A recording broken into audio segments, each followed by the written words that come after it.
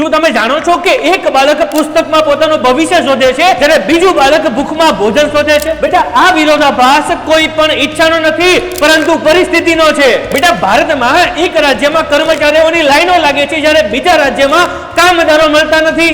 શું તમે જાણો છો વિદ્યાર્થી મિત્રો કે દર વર્ષે 25 લાખ કરતા પણ વધારે ભારતીયો વિદેશોમાં નોકરી કરવા માટે જાય છે? બેટા, સોને કી ચિડિયા કહેવાતા આપણા ભારતની અંદર આવી પરિસ્થિતિ ઉદ્ભવી કઈ રીતે? શું તમે જાણો છો વિદ્યાર્થી મિત્રો? નથી ખબર ને? તો બેટા, એવા તમામ પ્રશ્નોની ચર્ચા આજના જબરજસ્ત વિડિયો સેશનમાં થવાની છે. એટલા માટે કારણ કે વિદ્યાર્થી મિત્રો, આજનો સેશન તમારા માટે માત્ર ને માત્ર પરીક્ષાલક્ષી નહીં પરંતુ તમારી વાસ્તવિક જીવનની સમસ્યાઓનું સમાધાન કરવાનો છે. તો કરવી છે ને સમસ્યાઓનું સમાધાન? યસ મારા વાલા વિદ્યાર્થી મિત્રો, તો આજના સેશન જબરજસ્ત સુવિચારથી શરૂઆત કરીએ.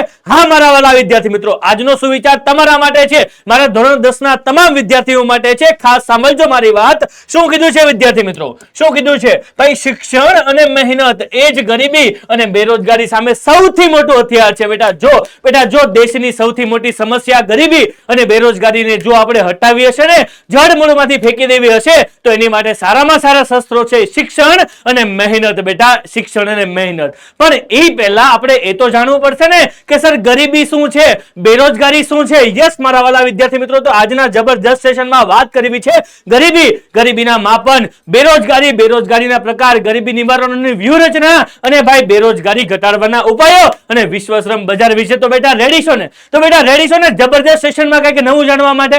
યસ મારા વાલા વિદ્યાર્થી મિત્રો, તો હું છું ભગીરથ કાચરિયા, આપનો એસએસટી એજ્યુકેટર એન્ડ મેન્ટર. આપ સર્વે વિદ્યાર્થીઓનું ખૂબ ખૂબ ખૂબ ખૂબ હાર્દિક સ્વાગત છે પીડબ્લ્યુ પરિવારના જોરદાર ભવ્ય પ્લેટફોર્મ પર. બટ લેકિન કિંતુ પરંતુ પણ જો હજી સુધી તમે પીડબ્લ્યુ પરિવારના સભ્ય નથી બન્યા તો બેટા રાશિની જોવો છો, ફટાફટ બેટા ગૂગલ પ્લે સ્ટોર પર જાઓ અને પીડબ્લ્યુ એપ્લિકેશન ડાઉનલોડ કરો. કેમ? બેટા તમારા માટે, મારા ધોરણ 10 ના તમામ વિદ્યાર્થીઓ માટે પીડબ્લ્યુ પરિવાર લાવી ચૂક્યું છે અભિમન્યુ બેચ બિલકુલ ફ્રી ઓફ કોસ્ટ ની અંદર.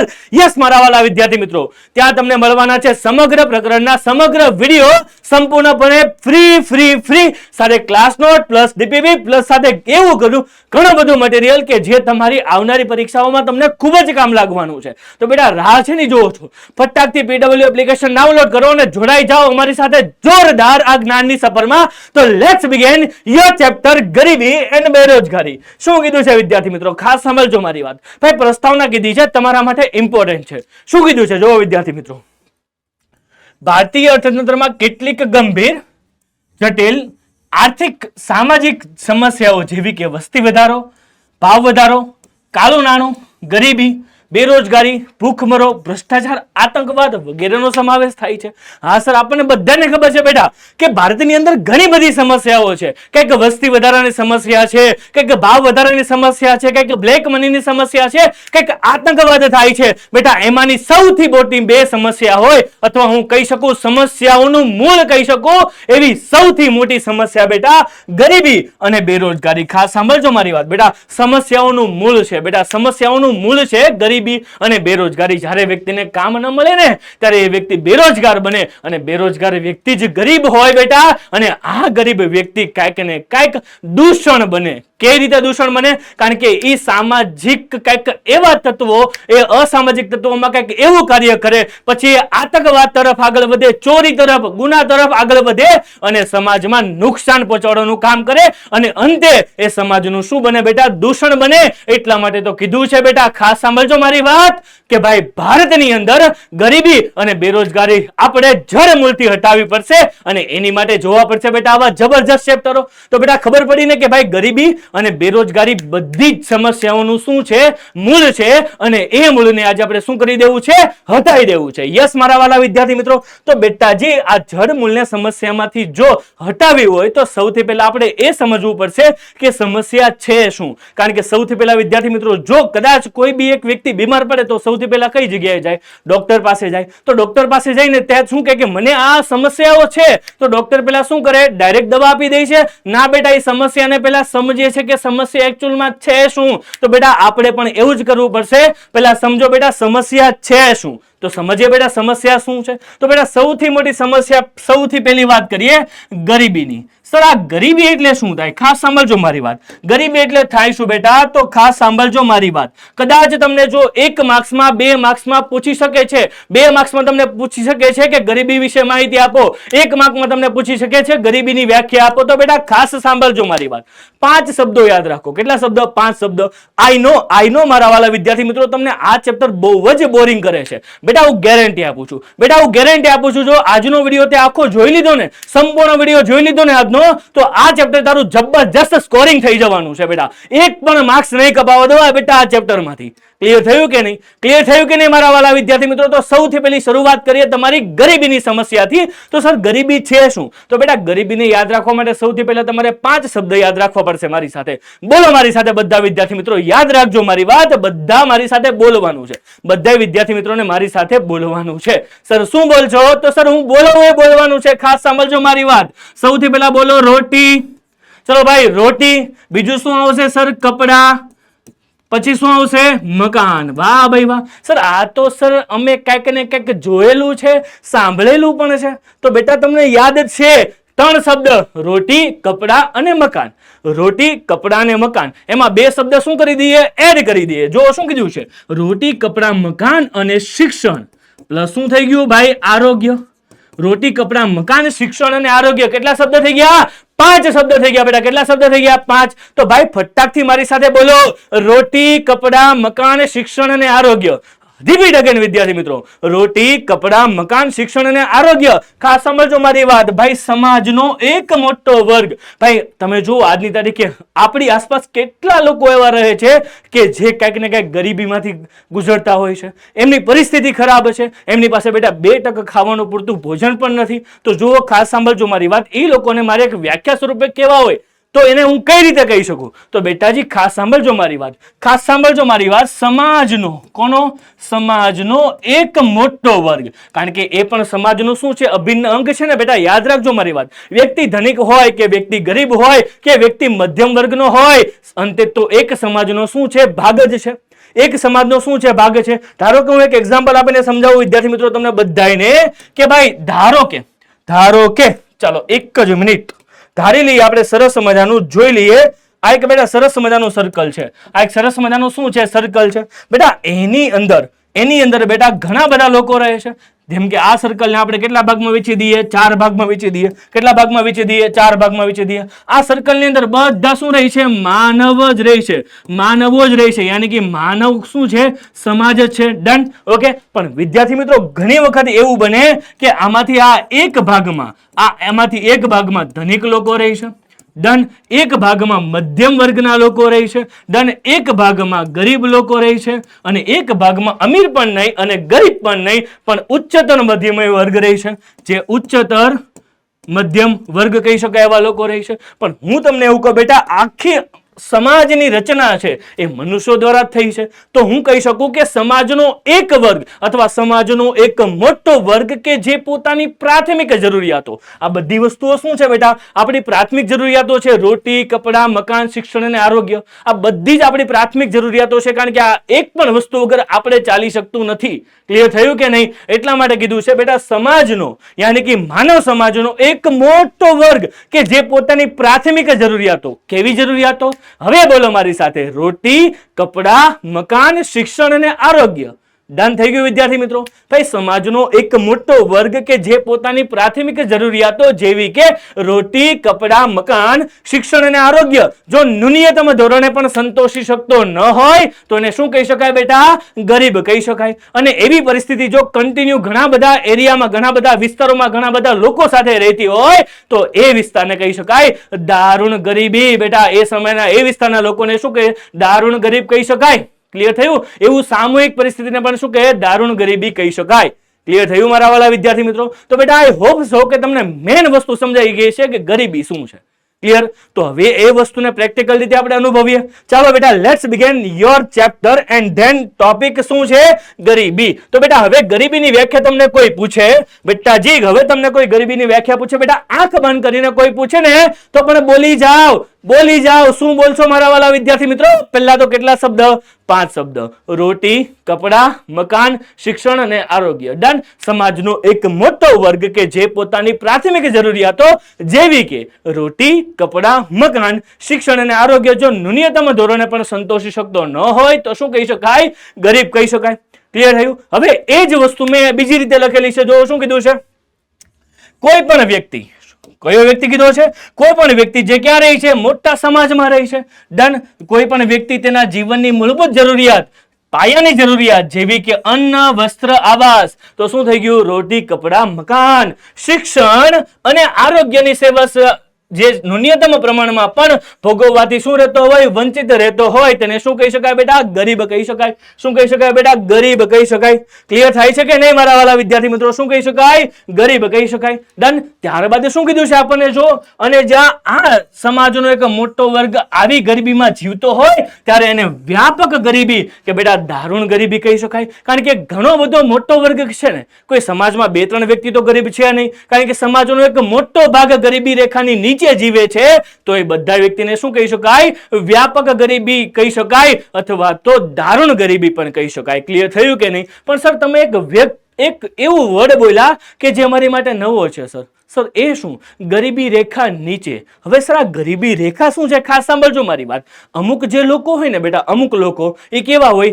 ગરીબી રેખા પર જીવતા હોય. અમુક લોકો હોય ગરીબી રેખા ઉપર જીવતા હોય. અમુક લોકો ગરીબી રેખા નીચે જીવતા હોય. પણ સર એનો મતલબ શું થાય? તો ચાલો પેલા મતલબ પણ સમજી લઈએ. પેલા એનો મતલબ પણ સમજી લઈએ. ધારો કે આ લાઈન છે.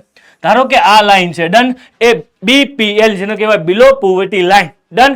ઘણા બધા લોકો એવા હોય કે જે પોતાની પ્રાથમિક જરૂરિયાતો ખૂબ જ સારી રીતે સંતોષી શકતા હોય. ડન. તો એ ઉપરની કેટેગરીમાં આવશે. ઘણા બધા લોકો એવા કે જે સંતોષી ન પણ શકતા હોય. જેમ કે એક એક્ઝામ્પલ આપો કે મિસ્ટર એ નામનો વ્યક્તિ છે બેટા. મિસ્ટર એ નામનો વ્યક્તિ છે, એ 5000 રૂપિયા કમાય છે. ડન. પણ એ 5000 રૂપિયામાં તેનું ઘર ચાલતું નથી, કારણ કે ખર્ચો કેટલો છે? 5000 કરતા વધારે છે. તો હવે મને તમે કહો કે શું એ પોતાની જરૂરિયાતોને સંતોષી શકે? ના સર, એ પોતાની જરૂરિયાતોને સંતોષી શકે નહીં. તો એ વ્યક્તિને શું કહેવાય? બિલો પોવર્ટી લાઈન, જેને કહેવાય ગરીબી રેખા નીચે. ડન. બટ લેકિન કિંતુ પરંતુ પણ જો મિસ્ટર બી નામનો વ્યક્તિ છે, એ 15000 રૂપિયા કમાય છે, એ રોટી, કપડા, મકાન, શિક્ષણ અને આરોગ્ય બધી વસ્તુઓ સારી રીતે સંતોષી શકે છે, તો એને શું કહી શકાય બેટા? ગરીબી રેખા ઉપર જીવતા લોકો કહી શકાય. ક્લિયર થયું કે નહીં? તો હવે આપણે મેઇન વસ્તુ ભણવાની છે. મિસ્ટર એ આપણને ખબર કઈ રીતે પડે કે સર એ ગરીબી રેખા નીચે જીવે છે? તો બેટા એના તો મુદ્દા તમને આપેલા છે. જો શું કીધું છે આપણને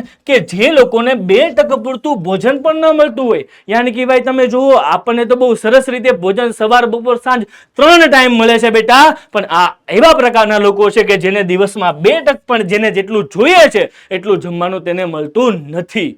ક્લિયર થયું કે નહીં? જો શું કીધું છે આપણને?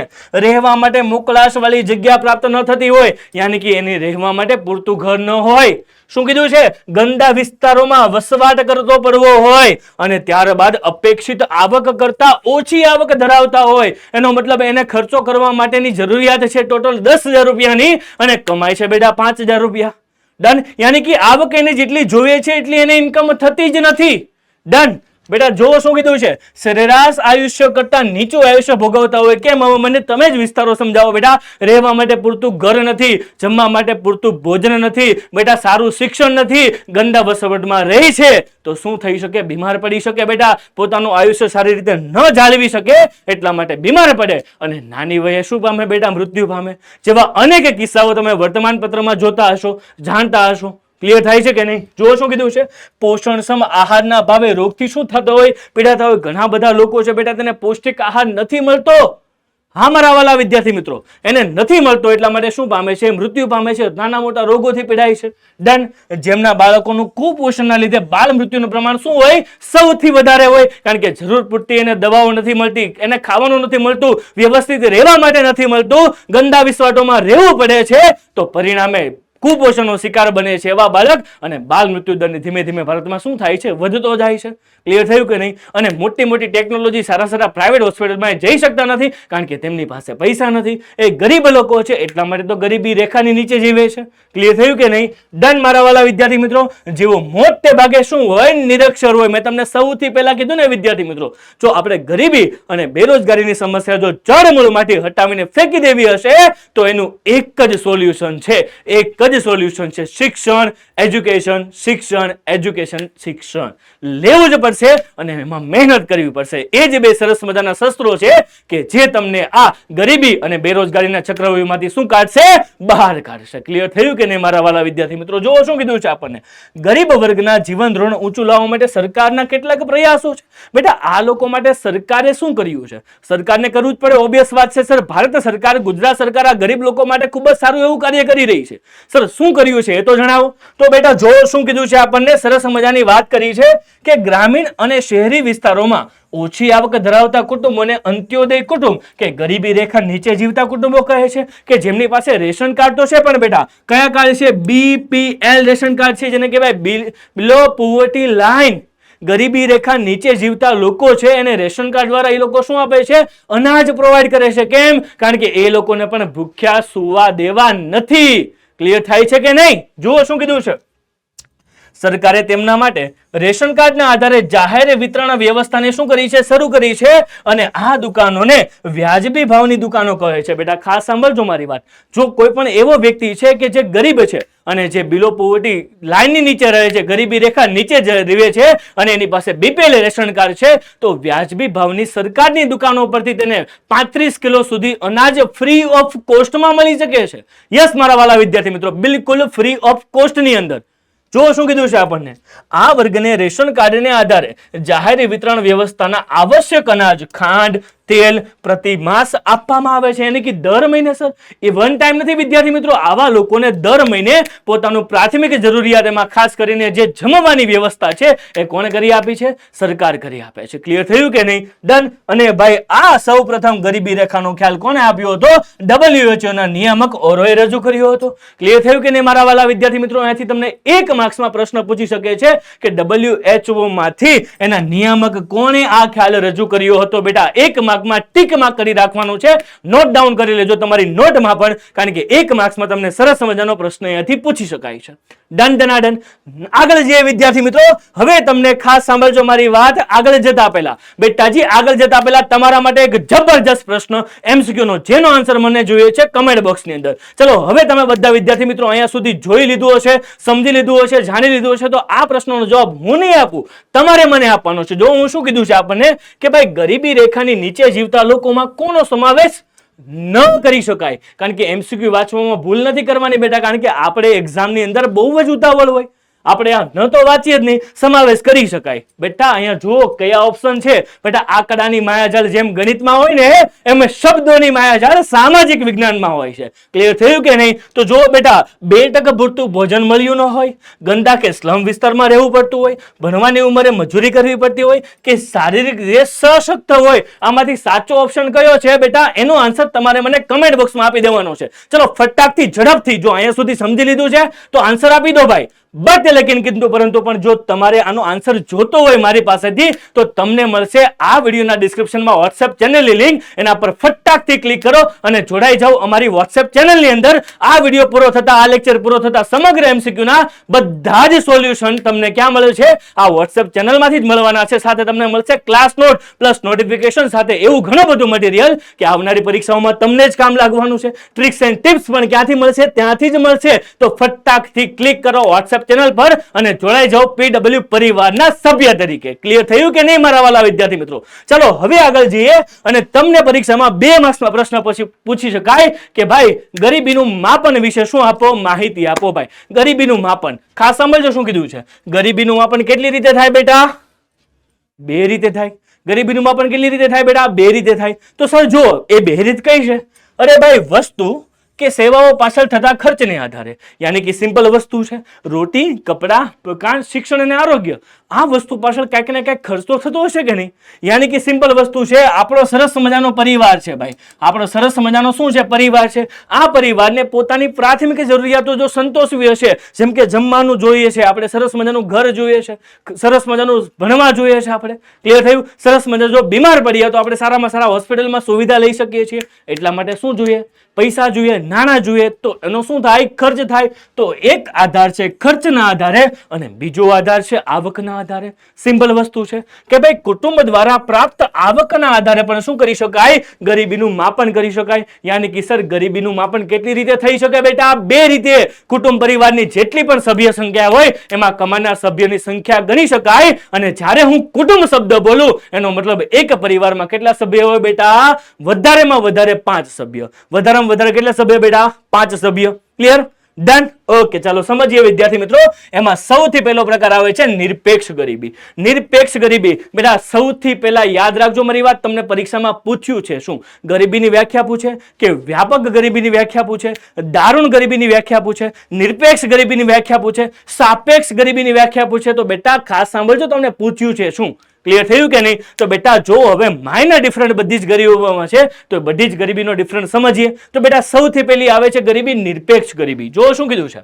જ્યારે સમાજના લોકો અનાજ, કઠોળ, કપડાં, દૂધ જેવી પ્રાથમિક જરૂરિયાતો લઘુત્તમ બજાર ભાવે પ્રાપ્ત કરવા સક્ષમ ન હોય તેઓને નિરપેક્ષ ગરીબ કહી શકાય છે. યાની કે ભાઈ સિમ્પલ વસ્તુ હું તમને કહું, આ નિરપેક્ષ ગરીબ યાની કે એવા ગરીબ લોકો કે જે સામાન્ય પોતાની જરૂરિયાતોને સંતોષવા માટે જેટલા નાણાં જોઈએ છે એટલા પણ તેમની પાસે છે નહીં, અથવા તો એ કમાવા જતા નથી, અથવા તેમની પાસે એવો કોઈ સ્ત્રોત નથી કે જ્યાંથી એને આવક થઈ શકે.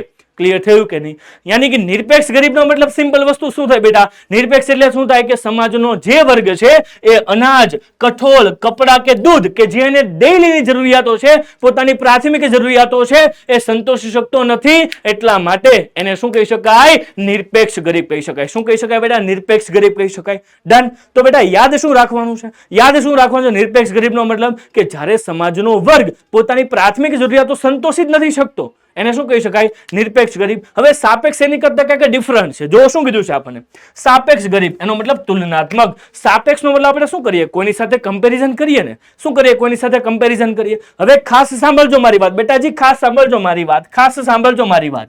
મિસ્ટર, ધારો કે ભાઈ મિસ્ટર સરસ મજાના ચપલુજી છે ભાઈ, સરસ મજાના મિસ્ટર ચપલુજી છે અને આ બાજુ મિસ્ટર બબલુજી છે.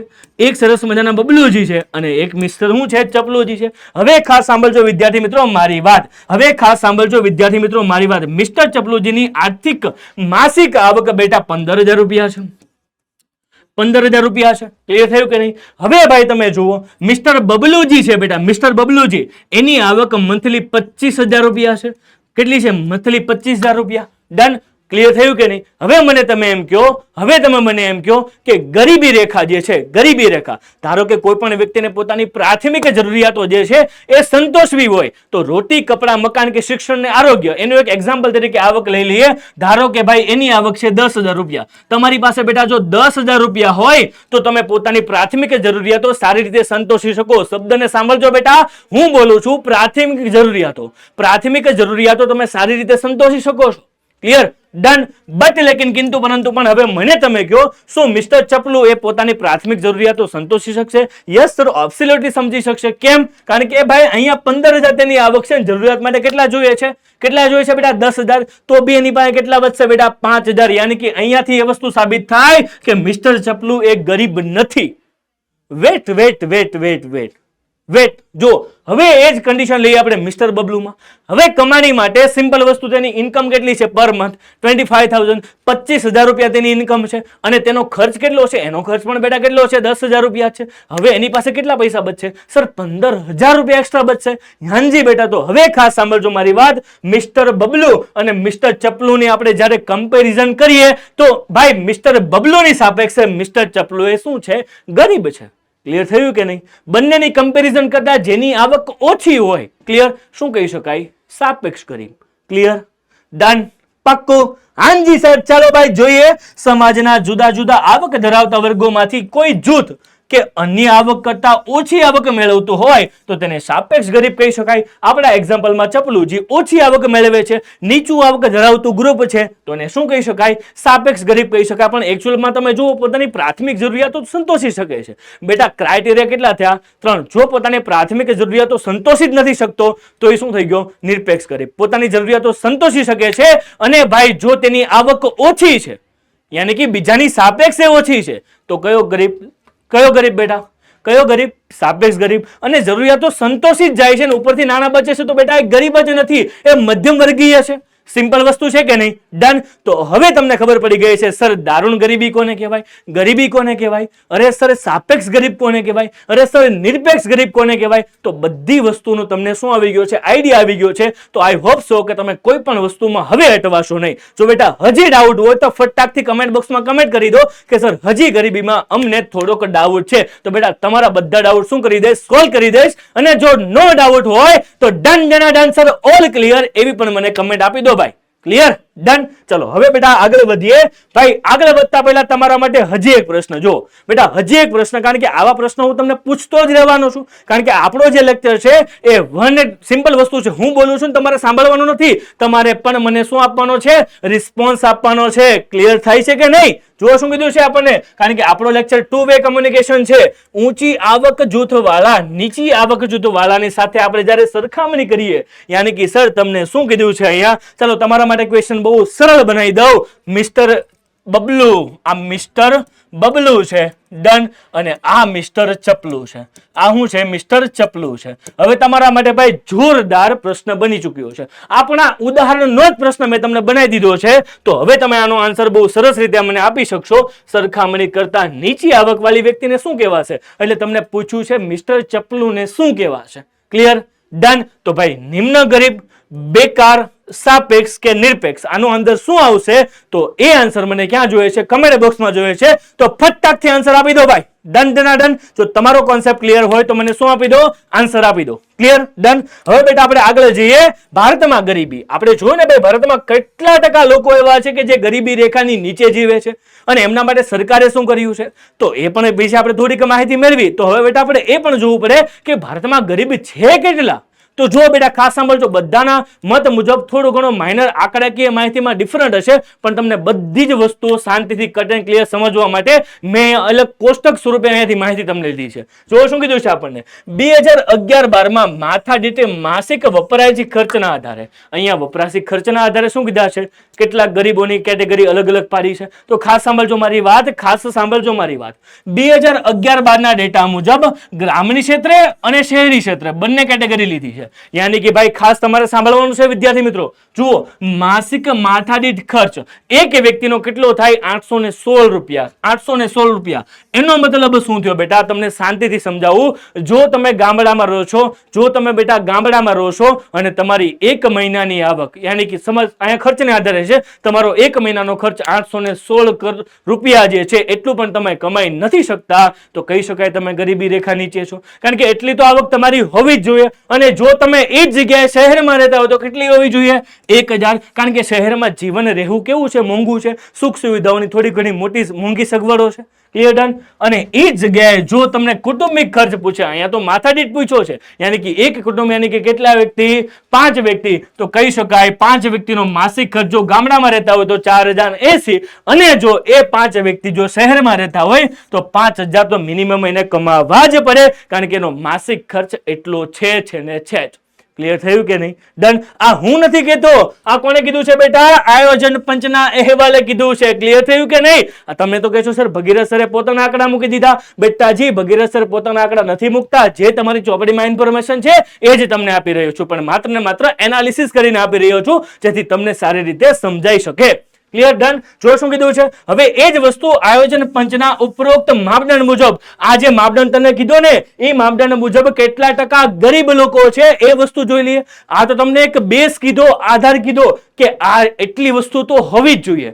જો આ વસ્તુ નથી તો બાકીના બધા લોકો કેવા છે? ગરીબ છે. ડન. તો સર એ ગરીબ છે કેટલા? તો જુઓ શું કીધું છે, ગરીબીનું પ્રમાણ, ગરીબીની વસ્તી કરોડમાં કીધી છે ભાઈ. 2009-10 માં ટોટલ 29.8 લોકો શું હતા? ગરીબ હતા. ડન. અને એ જ વસ્તુ જો કરોડોમાં કહીએ તો 35.47% કરોડ લોકો શું હતા? ગરીબ હતા. જો વિદ્યાર્થી મિત્રો, અને એની જગ્યાએ એક વર્ષ પછી બેટા એક જ વર્ષમાં તમે જો ગરીબીનું પ્રમાણ 21.9% અને 27 કરોડ લોકો શું હતા? ગરીબ હતા. યાની કે તમે જો ગરીબીમાં શું થયો? ઘટાડો થયો. એનો મતલબ આ આપણા માટે એક સારી વાત કહી શકાય. ક્લિયર થયું કે નહીં? સર આ તો કોને કીધું છે? ભારતના આયોજન પંચે કીધું છે. આ તો ભારતના લોકો બતાવી શકે, પણ માત્ર ભારતના લોકો નહીં, કે વિશ્વ બેંકે પણ કીધું છે કે ભારત વિશે માત્ર ભારતના લોકો કે તો પોતાનું સારું જ બતાવવાના છે. ડન. તો વિશ્વ બેંકે એનું કઈ કીધું છે ભાઈ, હું કહેવાનો છું. જો તો વિશ્વ બેંકે શું કીધું? આંતરરાષ્ટ્રીય ધોરણે સરખામણી માટે 2012 ની કન્ડિશનમાં 2008 ના ભાવ મુજબ માથાદીઠ દૈનિક આવક $1.90 નિર્ધારિત કરી તેનાથી ઓછી આવક મેળવનારને શું કહી શકાય? ગરીબ કહી શકાય. બેટા આ વસ્તુ છે ને, આ વસ્તુ એ ભારત લેવલે છે. વસ્તુ શું છે? ભારત લેવલ છે. પણ એને શું કીધું? 2012 માં 2008 ના જે ભાવો હતા એ ભાવ મુજબ, યાની કે 2008 નો શું લીધો બેટા? આધાર લીધો. અને એ આધાર મુજબ એને એવું કીધું કે તમારી આવક $1.90 હોવી જોઈએ. જો એ નથી બેટા, જો એ નથી તો તમે શું છો? ગરીબ છો. આવું કોને કીધું? વિશ્વ બેંકે ઇન્ટરનેશનલ અનુસાર કીધું. ક્લિયર થયું? ડન વિદ્યાર્થી મિત્રો? ડન. વાહ ભાઈ વાહ. અને એ કેટેગરી મુજબ વિશ્વ બેંકમાં 2010 માં ભારતની કુલ વસ્તી 121 કરોડ હતી, જેમાં 32.60 લોકો એટલે કે ભાઈ 45.6 કરોડ લોકો વસ્તી કેવી હતી? ગરીબી રેખા નીચે જીવતી હતી. ક્લિયર થયું કે નહીં વિદ્યાર્થી મિત્રો? યાની કે સર એક આંકડો આપ્યો છે આયોજન પંચે, બીજો આંકડો આપ્યો છે વિશ્વ બેંકે. બંનેના ક્રાઇટેરિયા કેવા છે? અલગ અલગ છે.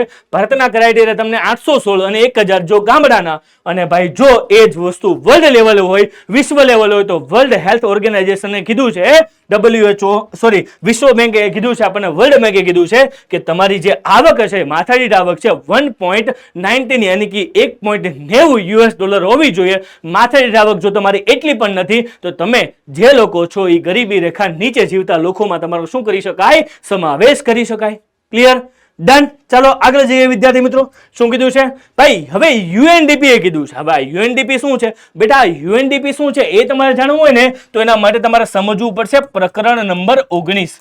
પ્રકરણ નંબર 19 માં સરસ રીતે આપણે એક્સપ્લેન કરીશું કે સર આ યુએનડીપી છે શું?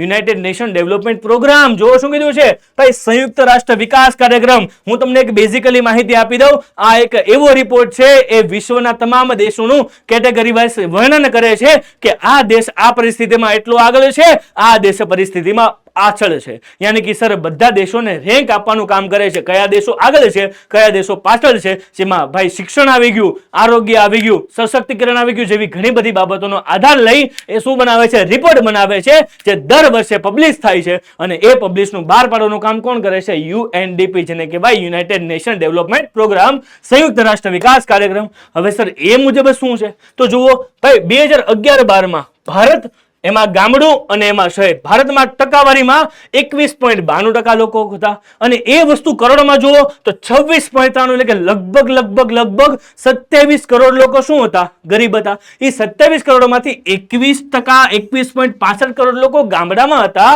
ગરીબો, અને 5.28 લોકો શું હતા બેટા? શહેરમાં ગરીબ હતા. ક્લિયર? અને એ જ માહિતી ટકાવારીમાં તમને શું આપી છે? ઉપર આપી છે. યાની કે સર પહેલો અહેવાલ આપ્યો ભારતના આયોજન પંચે, બીજો આપ્યો બેટા વિશ્વ બેંકે, ત્રીજો કોને આપ્યો? યુએનડીપી. ક્લિયર થયું કે નહીં? ક્લિયર થયું કે નહીં મારા વાલા વિદ્યાર્થી મિત્રો? ડન છે ભાઈ. ટોટલ 27% લોકો શું હતા? ગરીબ હતા. 27 કરોડ લોકો, એમાંથી 21 પોઈન્ટ એટલે સમથિંગ 22 કરોડ લોકો આજુબાજુ ક્યાં હતા? ગામડામાં. અને 5.5 કરોડ લોકો અંદાજિત હતા, કહી શકાય, શહેરમાં. ક્લિયર? ડન. તો બેટા અહીંયાથી એ વસ્તુ સાબિત થાય છે કે ભારતના ગામડામાં ગરીબીની સંખ્યા શું છે? વધારે છે. તો હવે તમને ખબર પડી ને કે ગામડામાંથી શહેરમાં લોકો સ્થળાંતર શા માટે કરી રહ્યા છે. આ આંકડો દર્શાવે છે બેટા, હું નથી કહેતો, આ આંકડો દર્શાવે છે કે ભારતના ગામડાઓમાં ગરીબી સૌથી વધારે છે. ક્લિયર? ડન. એટલા માટે લોકો શહેર તરફ સ્થળાંતર કરી આર્થિક કમાણી માટે ક્યાં જાય છે? શહેરોમાં જાય છે. Clear, done. અને આખા રિપોર્ટનું એનાલિસિસ કરતા બેટા આપણને ખબર પડે છે કે ભાઈ ભારતની અંદર 28 રાજ્ય અને 8 કેન્દ્ર શાસિત પ્રદેશની અંદર સૌથી વધારે ગરીબી હોય, 36.93% ગરીબી હોય તો સૌથી વધારે કઈ જગ્યાએ છે? છત્તીસગઢમાં છે. એની જગ્યાએ જો સૌથી ઓછી જેવી હોય તો 5.9% કઈ જગ્યાએ બેટા? ગોવામાં. તો હવે તમને એવો પ્રશ્ન થાય સર ગરીબી ગુજરાતમાં, આપણા ગુજરાતમાં કેટલી છે? 16.63 ગુજરાતમાં ગરીબી. અને કેટલા એવા રાજ્યો છે 28 માંથી કે જેની 30% કરતા વધારે ગરીબી છે? તો ભાઈ ઓડિશા, અસમ, મણિપુર, છત્તીસગઢ, બિહાર, એપી, યુપી અને ઝારખંડ, આ બધા જ રાજ્યની અંદર 30% કરતા વધારે શું જોવા મળે છે? ગરીબી જોવા મળે છે. તો બેટા હવે તમને ખબર પડી ને કે આખો રિપોર્ટ કેવા શું માંગે છે. ક્લિયર થયું? ક્લિયર થયું? કારણ કે ઘણા બધા વિદ્યાર્થી મિત્રોને આ જે સ્ટેટિસ્ટિકલ ડેટા છે, આંકડાકીય માહિતી છે, એમાં ઘણું બધું કન્ફ્યુઝન થતું હોય છે. સર આધાર કયો લેવાનો, સર કઈ રીતે ટકાવારીની માપન કરવાની. તો બેટા આઈ હોપ સો કે હવે તમને આ બધા જ પ્રશ્નોનું શું થઈ ગયું છે? સમાધાન યાની કે સોલ્યુશન થઈ ગયું છે. તો બેટા ડન ડન ડન, અહીંયા સુધી ઓલ ક્લિયર. તો બેટા હવે આગળ જઈએ. યસ મારા વાલા વિદ્યાર્થી મિત્રો, હવે આગળ જઈએ અને વાત કરીએ સર સોને કી ચિડિયા કહેવાતા ભારતમાં એટલી બધી ગરીબી આવી કેમ? ખાસ સમજો મારી વાત બેટા. એક સમયે જે ભારત સોને કી ચિડિયા કહેવાતો અને જે દેશ બેટા વિકલ્પ શોધનારો દેશ હતો એ આજે આપનાર તો બની ચૂક્યો છે. બેટા આ વિકલ્પો આપનારા દેશોની અંદર એટલી બધી ગરીબી હજુ પણ કેમ છે? તેના શું કારણો છે? ક્લિયર બેટા? ધનિક લોકો કેમ ધનિક બની રહ્યા છે, ગરીબ લોકો કેમ ગરીબ બની રહ્યા છે, જેની એક ટૂંકાણપૂર્વક માહિતી મેં એનાલિસિસ કરીને મૂકેલી છે. જ્યારે તમને પરીક્ષામાં પૂછાય ત્યારે મોટા પોઈન્ટ તમારે બનાવીને લખવા પડશે. ક્લિયર થયું કે નહીં મારા વાલા વિદ્યાર્થી મિત્રો? આ માત્ર ને માત્ર તમારા કી પોઈન્ટ છે. આ કી પોઈન્ટને તમે તમારી નોટ ડાઉનમાં નોટ કરી લેજો અને એક પોઈન્ટ યાદ આવી જાય ને બેટા તો તમારો શું બની જાય? આખો સવાલ બની જશે. ક્લિયર થયું કે નહીં? હવે બધા પોઈન્ટને ડીપલા એનાલિસિસ કરીએ અને સમજીએ વસ્તુ કે ભારતમાં ગરીબીના કારણો શું છે. ક્લિયર? જુઓ શું કીધું છે વિદ્યાર્થી મિત્રો. સૌથી પહેલા બેટા કૃષિ ક્ષેત્રે અપૂરતી સિંચાઈ, અપૂરતો વિકાસ અને ઓછી આવક. ખાસ સાંભળજો મારી વાત બેટા. પહેલો પોઈન્ટ શું કીધો છે? કારણ કે બેટા ભારતની અંદર આર્થિક કમાણીના ટોટલ કેટલા ક્ષેત્રો? 3 ક્ષેત્રો. એમાં પ્રાથમિક ક્ષેત્ર, માધ્યમિક ક્ષેત્ર અને સેવા ક્ષેત્ર. એમાં પ્રાથમિક ક્ષેત્ર એટલે શું થાય? ખેતી અને ખેતી સાથે સંકળાયેલ તમામ બાબતો. ભારતમાં લગભગ 60% કરતા વધારે લોકો હજી પણ ખેતી ક્ષેત્ર સાથે સંકળાયેલા છે. ડન બેટા. 60% જે લોકો છે જે ખેતી સાથે સંકળાયેલા છે, શું બધાના ખેતરમાં સારામાં સારી સિંચાઈની સુવિધા છે? શું સારામાં સારા ખેતરો છે? ના બેટા. એ લોકો માત્ર ને માત્ર વરસાદ પર આધાર રાખે છે. બેટા વરસાદ તો અનિયમિત છે, વરસાદ તો છે જ નહીં. સિમ્પલ વસ્તુ છે. વર્ષની અંદર બેટા 12 મહિના આવે. કેટલા મહિના? 12 મહિના. 12 મહિનામાંથી 4 મહિના ચોમાસાના હોય, વરસાદ પડે, તો આજે 8 મહિના બચે. એમાં જે ખેડૂતો પાસે સિંચાઈની સુવિધા નથી એમને કરવાનું શું? ક્લિયર? ડન. તો બેટા 8 મહિના માટે કોઈ નવો ધંધો પણ ન શોધી શકે. ક્લિયર? તો મેન વસ્તુ એ છે. ત્યારબાદ બેટા અપૂરતો વિકાસ. આપણા ભારતની દેશની અંદર ઘણા બધા ગામડાઓ એવા પણ છે કે હજી સુધી મોટી મોટી પાકી સડકો પણ થઈ જગ્યાએ નથી. ક્લિયર? ડન. તો એની સારામાં સારા સંદેશા વ્યવહાર, વાહન વ્યવહાર, ટેકનોલોજીની સુખ સુવિધા, સગવડો ભારતમાં હજી વિદેશો જેવી નથી થઈ. ડન. અને મેન વસ્તુ એ છે કદાચ જો ટેકનોલોજી ભારતમાં આવી પણ જાય, રસાયણો આવી જાય, કેમિકલો સારામાં સારા આવી જાય, સારામાં સારી પદ્ધતિઓ, ટેકનોલોજી આવી જાય તો પણ ખેડૂત તેને ખરીદી નહીં શકે. કારણ કે તેમની બેટા આવક જ ઓછી છે. ડન. જો એની આવક જ ઓછી હોય તો મોટા મોટા યંત્રો કઈ રીતે ખરીદી શકશે? તમે જ વિચારો. ખાસ સાંભળજો. તો મેન કારણ બેટા આ છે, મુખ્ય કારણ આ છે ગરીબીનું. ડન. બીજો પોઈન્ટ શું કીધો છે? ખેતી સિવાય વૈકલ્પિક રોજગારીનો અભાવ. ખાસ સાંભળજો. હજી હમણાં જ બેટા મેં તમને કીધું કે વર્ષની અંદર 12 મહિના આવે. બેટા 12 મહિનામાંથી 4 મહિના સરસ મજાનો વરસાદ પડે ત્યારે ખેતરમાં ખેડૂત સરસ મજાની મહેનત પણ કરે, તન તોડ મહેનત કરે અને વર્ષમાં એક પાક લઈ લે. પણ 4 મહિના પછી વરસાદ જાય, પછી સિંચાઈની સગવડ ન હોય તો એ ખેડૂત ગામડાઓની અંદર ખેતી સિવાય બીજો તેની પાસે કોઈ ઓપ્શન જ નથી મળતો કે એ જ્યાં શું કરી શકે? રોજગારી કરી શકે, એની સામે રોજગાર મેળવી શકે. અને જો એ ગામડું છોડીને શહેરમાં આવે તો પાછા એ ખેતી નહીં કરી શકે. ક્લિયર થાય છે કે નહીં? એટલે ભાઈ ગામડામાં ખેતી સિવાય કોઈ વિકલ્પ છે જ નહીં કમાવા માટે. ક્લિયર થયું કે નહીં? જો શું કીધું છે? વ્યક્તિમાં જરૂરી જ્ઞાન, શિક્ષણ, તાલીમ અને કૌશલ્યનો અભાવ. જો વિદ્યાર્થી મિત્રો ઘણા બધા લોકો જે છે એ આજની તારીખે ભણી ગણીને ખેતી ક્ષેત્ર સાથે સંકળાતા છે જ નહીં. એ લોકો ઉદ્યોગ ક્ષેત્ર અને ખાસ કરીને સેવા ક્ષેત્ર તરફ આગળ વધતા જાય છે. અને જે લોકો ખેતી સાથે સંકળાયેલા છે એમાં કૌશલ્યનો અભાવ છે. આધુનિક ટેકનોલોજી ખેતી નથી કરતા. હજી પણ બેટા બળદ અને હળ દ્વારા ખેતી થઈ રહી છે. કૂવામાંથી પાણી, કોસ અને રેટિયાનો ઉપયોગ થઈ રહ્યો છે. ડન. એની જગ્યાએ અત્યારે સબમર્સિબલ અને મોનોબ્લોક પંપ તો બેટા આવી જ ચૂક્યા છે, પણ ખેડૂતો પાસે પૈસા કે નાણાં જ નથી કે જેવી ટેકનોલોજીથી ખેતી કરી શકે. ટપક સિંચાઈ કે ફુવારા સિંચાઈ પદ્ધતિથી એ અમલ કરવો છે તો બેટા એની પાસે પણ નાણાંનો શું છે? અભાવ છે. તો બેટા આ બધા જ કારણો છે ગરીબીના ઉદ્ભવવાના. ક્લિયર? જો રીતિ રિવાજો તથા બિન ઉત્પાદકીય ખર્ચાઓમાં શું થઈ ગયો? વધારો. બેટા તમે જો આજની તારીખે આપણા સમાજની અંદર સૌથી મોટું દૂષણ કહી શકાય તેવા ઘણા બધા રીતિ રિવાજો છે. એમાં ખાસ કરીને દહેજનો રિવાજ છે. તમે જો આપણે પણ ઘણા બધા રીતિ રિવાજોમાં એવી રીતે સંકળાયેલા છીએ બેટા, ધાર્યા બહારના ખર્ચા, ધાર્યા બહાર લગ્ન પ્રસંગોમાં ધાર્યા બહારના ખર્ચા કરે. કેમ? માત્ર ને માત્ર દેખાદેખી. આ વ્યક્તિ આવું કરેલું છે અને આ વ્યક્તિ આવું કરેલું છે એટલે આપણે પણ આવું કરવાનું. અરે બેટા એ 4 લોકોને પકડો. કારણ કે તમે જુઓ ઘણી જગ્યાએ સમાજમાં વાત થતી હોય કે 4 લોકો હું આવું કર્યું ને, કદાચ જો એ વ્યક્તિ એવું કરશે તો હું આવું નહીં કરું તો આ સમાજના 4 લોકો મારી શું કરશે? વાતું કરશે. બેટા એ 4 લોકો તમારા ઘરમાં કોઈ દિવસ અનાજ નાખવા નહીં આવે. બેટા એ 4 લોકોને પકડો અને એ મેન્ટાલિટીને કાઢો ને ભાંગીને ભૂક્કો કરી નાખો એ 4 લોકોનો. ક્લિયર થયું કે નહીં મારા વાલા વિદ્યાર્થી મિત્રો? Done done done. યસ, એ 4 લોકો જો સમાજમાંથી નીકળી જશે ને તો બેટા સમાજનું કલ્યાણ થશે. ક્લિયર થયું કે નહીં? ક્લિયર થયું કે નહીં મારા વાલા વિદ્યાર્થી મિત્રો? જુઓ શું કીધું છે આપણને, નિરક્ષરતાને કારણે અન્યાય અને શોષણના યોજનાઓનો લાભથી શું મળે છે? વંચિત રહે છે. બેટા સરકારે કેટલી બધી યોજનાઓ ખેડૂતો માટે કરી છે, બટ લેકિન કિંતુ પરંતુ પણ ખેડૂતો એ નિરક્ષર છે. બેટા એ લોકોને ખબર જ નથી કે સરકારે આવા પ્રયત્નો ખેડૂતો માટે કર્યા છે. ક્લિયર થયું કે નહીં? એટલા માટે એ શું છે? યોજનાઓથી વંચિત રહે છે અને ઘણી વખત એ નિરક્ષર છે એટલા માટે એ ઘણી બધી જગ્યાએ તેનું શોષણ કરવામાં આવે છે અને બેટા તમને ખબર જ નથી કે અમારું શોષણ થઈ રહ્યું છે. ક્લિયર? ડન. અને ભાઈ ટેકનોલોજીમાં આવતા ફેરફારો તે અપનાવી પણ નથી શકતા. કેમ? કારણ કે નવી નવી ટેકનોલોજીથી એ બેટા અજાણ છે. એમને ખબર જ નથી એ ટેકનોલોજીને યુઝ કઈ રીતે કરી શકાય અને કદાચ જો એ જાણકારી મેળવે તો એ લોકો ખરીદી પણ નથી શકતા. ક્લિયર? ડન. અને નિરક્ષરતાનું શું છે બેટા? સૌથી વધારે પ્રમાણ. કારણ કે ભાઈ ભારતનો સૌથી વધારે જે પ્રાથમિક ક્ષેત્ર સાથે સંકળાયેલો વર્ગ છે એ મોટા ભાગે નિરક્ષર છે. એટલા માટે તેના સંશોધન કાર્ય પર કેવી રહી? બહુ જ ઊંડી અસર તેની થતી નથી. આજની તારીખે મોટી મોટી કૃષિ યુનિવર્સિટીઓ ભારતમાં ખુલી ચૂકી છે, પણ ખેતી ક્ષેત્ર સાથે સંકળાયેલો ભાગ હજી સુધી પણ ભણેલો નથી. ક્લિયર થયું કે નહીં? ક્લિયર થયું કે નહીં મારા વાલા વિદ્યાર્થી મિત્રો? તો આવા અનેકો કારણો છે ગરીબી ઉદ્ભવવાના. બેટા આ ગરીબીના કારણો આપણે જાણી લીધા, તો હવે આ બધા ગરીબીના કારણો જળમૂળમાંથી ઉખેડીને ફેંકી દેવા છે ને. કારણ કે આપણે આપણા ભારતને ભવ્ય ભારત બનાવવું છે અને ભવ્ય ભારત બનાવવા માટે બેટા યાદ કરજો મિશન 2047. મિશન 2047 છે શું એ જાણવા માટે તમારે શું કરવું પડશે? કમેન્ટ બોક્સની અંદર તમારે કમેન્ટ કરવી પડશે સર મિશન 2047 એ શું છે. એની જો તમારે માહિતી જોઈએ છે તો બેટા કમેન્ટ બોક્સમાં જેટલી વધારે કમેન્ટ આવશે એટલો ઝડપથી તેના પર હું વિડીયો બનાવીશ. વિકસિત ભારતનું સપનું સરસ મજાનું આપણે પૂરું કરવા જાશું મિશન 2047માં. પણ એની માટે તમારે શું કરવાનું છે? તો એની માટે તમારે કમેન્ટ કરવી પડશે સર મિશન 2047 છે શું.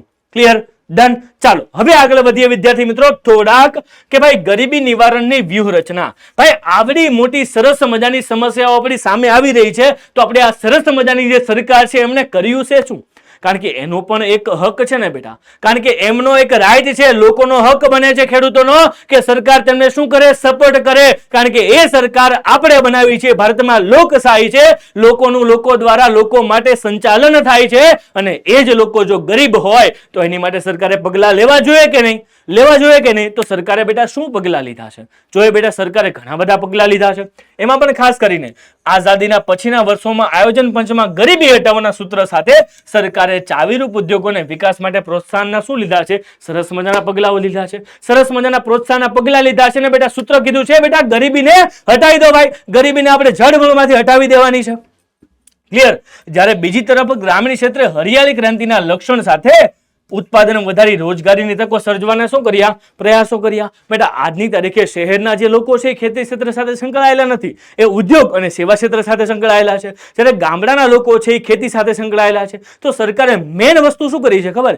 ખેતી ક્ષેત્રને વિકાસ કરવા માટે ઘણી બધી યોજનાઓ બહાર પાડી છે, જેથી કરીને આજે ખેડૂતો જે છે એ સસ્તા, સરળ અને સીધા રસ્તે શું કરી શકે? ખેતી કરી શકે. જો વાત કરીએ બેટા સરકારે આવકની અસમાનતાને દૂર કરવા ધનિક વર્ગની મોજ શોખની ચીજો પર ભારે કરવાના રાખ્યા, જ્યારે ગરીબ વર્ગની આવશ્યક વસ્તુઓના બજાર ભાવે કરતા અનાજ પીડીએસ પ્રણાલી શું કરી? વ્યાજબી ભાવની દુકાનો ખોલી દીધી અને દ્વારા નિર્ધારિત જથ્થાનું અનાજ કઠોળ અને વિતરણ વ્યવસ્થાની શું કરી દીધી? શરૂઆત કરી દીધી. બેટા સમાજનો એક વર્ગ જે ધનિક છે ને એ ઘણી બધી વસ્તુઓ મોજ શોખની શું કરે છે? વાપરી જાય છે. એ વાપરી જાય છે. તો બેટા એ લોકોને કોઈ રૂપિયાની કમી નથી, એટલા માટે સરકારે તેના સરસ મજાના તેની માટે શું લીધા? પગલા લીધા. આ પગલામાં સરકારે શું કર્યું બેટા? કે ભાઈ જે લોકો અમીર છે ને મોજ શોખની વસ્તુઓ પાછળ કરવેરા તેને ભવ્યથી ભવ્ય નાખી દીધા. કેમ? કારણ કે એમાંથી જે કરવેરા મળશે એનાથી સરકાર ગરીબ લોકો માટે શું કરશે? ઘણી બધી વસ્તુઓ કરશે. તો સરકારે કર્યું શું સામે? બીજી તરફ સામાન્ય વર્ગના કે ગરીબ વર્ગના જે લોકો છે જેને 2 ટક પૂરતું ભોજન પણ નથી મળતું એમને માટે પીડીએસ પ્રણાલી જેને કહેવાય પબ્લિક ડિસ્ટ્રીબ્યુશન સિસ્ટમ અમલમાં લાવી દીધી અને તે અનુસાર કેટલીક જે વ્યાજબી ભાવની દુકાનો છે બધી જ દુકાનો ખોલી અને 2 રૂપિયા કે 3 રૂપિયા કિલો ચોખા કે ઘઉં આપીને બેટા અમુક જે બીપીએલ કક્ષાના જે લોકો છે ને 35 કિલો સુધીનું અનાજ ફ્રી ઓફ કોસ્ટ ના આપીને એ લોકોના સમસ્યાઓનું સમાધાન કરવાનું બીડું હાથમાં ઝડપી લીધું છે. ક્લિયર થયું કે નહીં? ડન. ઓકે. અને ભાઈ કૃષિ ક્ષેત્ર સરકારે જમીન માલિકીના અસમાનતા હકોને શું કર્યા? દૂર કર્યા. જમીનની ટોચ મર્યાદાનો કાયદો, ગણતરીનું નિયમન, ખેડ હકની સલામતી માટે કાયદાઓ શું કર્યા? મોટા મોટા પસાર કરી દીધા. જો ગણતરીઓ દ્વારા ખેતી કરવામાં આવે તો બેટા તેનું ગણોત પહેલેથી જ નક્કી કરવાનું. ડન. ત્યારબાદ જમીનની ટોચ મર્યાદા બેટા ધનિક પાસે વધારે જમીન, ગરીબ પાસે ઓછી જમીન, બેટા બધા કાયદાને દૂર કરી સરસ મજાની જમીનની ટોચ મર્યાદાની કાયદા અને ખેડ હકની સલામતી માટે કેટલાક કાયદાઓ શું કરી દીધા? પસાર કરી દીધા, જેથી ખેડૂતોને તેનું પોતાનું શું મળે? હકનું વળતર મળે. ક્લિયર થયું? ડન. સરકારે કૃષિ ક્ષેત્ર, પશુપાલન, ડેરી ઉદ્યોગ, મત્સ્ય ઉદ્યોગ, વનીકરણ જેવી પ્રવૃત્તિઓને પણ શું આપી દીધું? પ્રોત્સાહન આપી દીધું. અને બેટા આ પ્રોત્સાહન જબરા મોટા પાયે થયું એટલા માટે તો ભારત દેશની અંદર હરિયાળી ક્રાંતિ આવી. ક્લિયર થયું કે નહીં? ક્લિયર થયું કે નહીં મારા વાલા વિદ્યાર્થી મિત્રો? ડન. તો સર એની માટે હરિયાળી ક્રાંતિ લાવવા માટે સરકારે કેટલીક યોજનાઓ પણ બહાર પાડી છે. યસ, એ બધી યોજનાઓ વિશે માહિતી મેળવીએ એ પહેલા જુઓ, સરકારે ગૃહ ઉદ્યોગ, કુટીર ઉદ્યોગ, લઘુ ઉદ્યોગ કે હાથશાળ ઉદ્યોગો માટે આર્થિક સહાય પણ શું કરી? જાહેર કરી. કારણ કે ઘણા બધા સરકારે નીતિઓ પણ બહાર કરેલી. એ બધી નીતિઓ તમે ચેપ્ટર નંબર 16 માં ઓલરેડી ભણી ચૂક્યા છો. યાદ કરો બેટા, ઉદારીકરણ, ખાનગીકરણ અને વૈશ્વિકીકરણની નીતિ, આ બધી જ નીતિઓ અનુસાર બેટા સરકારે શું કર્યું છે? ઉદ્યોગોને પ્રોત્સાહન આપ્યું છે. બેટા ઉદ્યોગોને પ્રોત્સાહન આપવાથી બેટા એમાં કુટીર ઉદ્યોગો, નાના ઉદ્યોગો, હાથશાળ ઉદ્યોગોને કાચો માલ, ખાસ સાંભળજો મારી વાત, કાચો માલ કે બેટા યંત્રોને ખરીદવા માટે શું આપે છે? નાની મોટી સબસિડીઓ આપે છે, નાની મોટું ધિરાણ આપે છે, જેથી કરીને લોકો સારા મોટા યંત્રો ખરીદી શકે અને પોતાનું ગુજરાન ચલાવી શકે, આર્થિક રીતે સગભર થઈ શકે. ક્લિયર? ડન. સરકારે ગ્રામીણ ક્ષેત્રે શિક્ષણ, સ્વાસ્થ્ય, વસવાટ, રોજગારી, સંદેશા વ્યવહાર જેવી આંતરમાળખાકીય સુવિધાનો શું કર્યો છે? વિકાસ કર્યો છે. યાની કે સરકારે ધીમે ધીમે જે સુવિધાનો પ્રોબ્લેમ છે સરકારે એક ગામડાથી પહોંચવા માટે બીજા ગામડા માટે અથવા હાઈવે સુધી પહોંચવા માટે સરસ મજાના કેટલીક યોજનાઓ દ્વારા રોડ બનાવી દીધા છે. સારામાં સારા વાહન વ્યવહાર, સંદેશા વ્યવહારની સારામાં સારી સુવિધાઓ કરી આપી છે. ક્લિયર? ડન. ત્યારબાદ ગ્રામીણ ક્ષેત્રથી શહેરો તરફ પલાયન ઘટે તે માટે શિક્ષણની સુવિધાઓ ગ્રામીણ ક્ષેત્રોમાં મળે તેવા શું કર્યા? સારામાં સારા પ્રયાસો કર્યા. સરકારે શું કર્યું બેટા ખબર? ગામડે ગામડે સ્કૂલ ખોલી દીધી. સમગ્ર શિક્ષા અભિયાન દ્વારા ઘણી બધી જગ્યાએ નાના મોટા ગામડાઓમાં કેટલી સ્કૂલો એવી ખોલી દીધી જેથી ગામડાના બાળકને ગામડામાં જ તેના ઘરે જ તેના ઘરની આસપાસના વાતાવરણમાં તેને શું મળે? ભણવા મળે અને તે આજુબાજુનું નોલેજ મેળવી શકે. ક્લિયર? ડન. ત્યારબાદ તમે જુઓ, મહિલા સશક્તિકરણના ભાગરૂપે મહિલાઓને આર્થિક રીતે પગભર કરવા માટે સ્વરોજગારી માટે નક્કર પ્રયાસો કર્યા અને કાર્યક્રમો શું મૂક્યા બેટા? અમલમાં મૂક્યા. જેવા ઘણા બધા કાર્યક્રમો ખેડૂતો માટે, દેશની મહિલાઓ માટે અને કેટલાક કાયદાઓ દેશના યુવાનો માટે પણ કેટલીક યોજનાઓ કરી છે. તેની વિશે પણ આપણે સરસ મજાની માહિતી મેળવીએ. યસ મારા વાલા વિદ્યાર્થી મિત્રો. તો જુઓ બેટા, એ માહિતી મેળવતા પહેલા તમારે મને આ પ્રશ્નનો આન્સર આપવો પડશે. આપશો ને? આપશો કે નહીં? યસ. ચલો ભાઈ આન્સર આપી દો મને. શું કીધું છે? ભારતમાં ગરીબાઈનું સૌથી ઊંચું પ્રમાણ કયા રાજ્યમાં છે? જો આ ટોપિક સરસ રીતે હવે તમે સમજી ચૂક્યા છો તો ભાઈ રાહ જોવામાં ફટાકથી કમેન્ટ બોક્સમાં મને આન્સર આપી દો અને આનો આન્સર તમને પૂછાય જ છે પરીક્ષાની અંદર. ક્લિયર?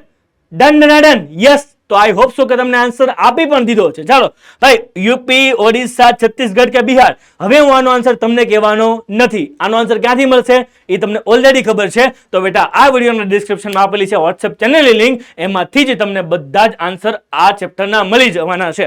ક્લિયર?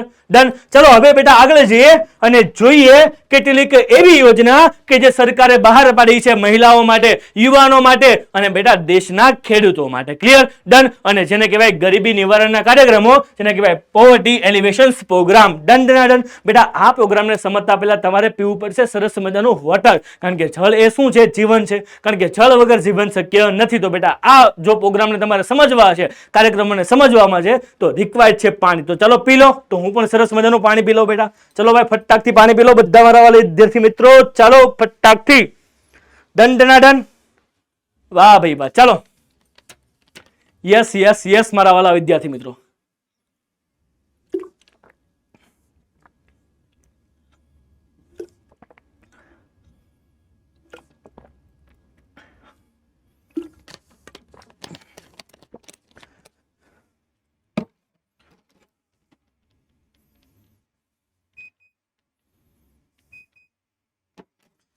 ચાલો બેટા હવે વાત કરીએ આપણે ગરીબી નિવારણ કાર્યક્રમો.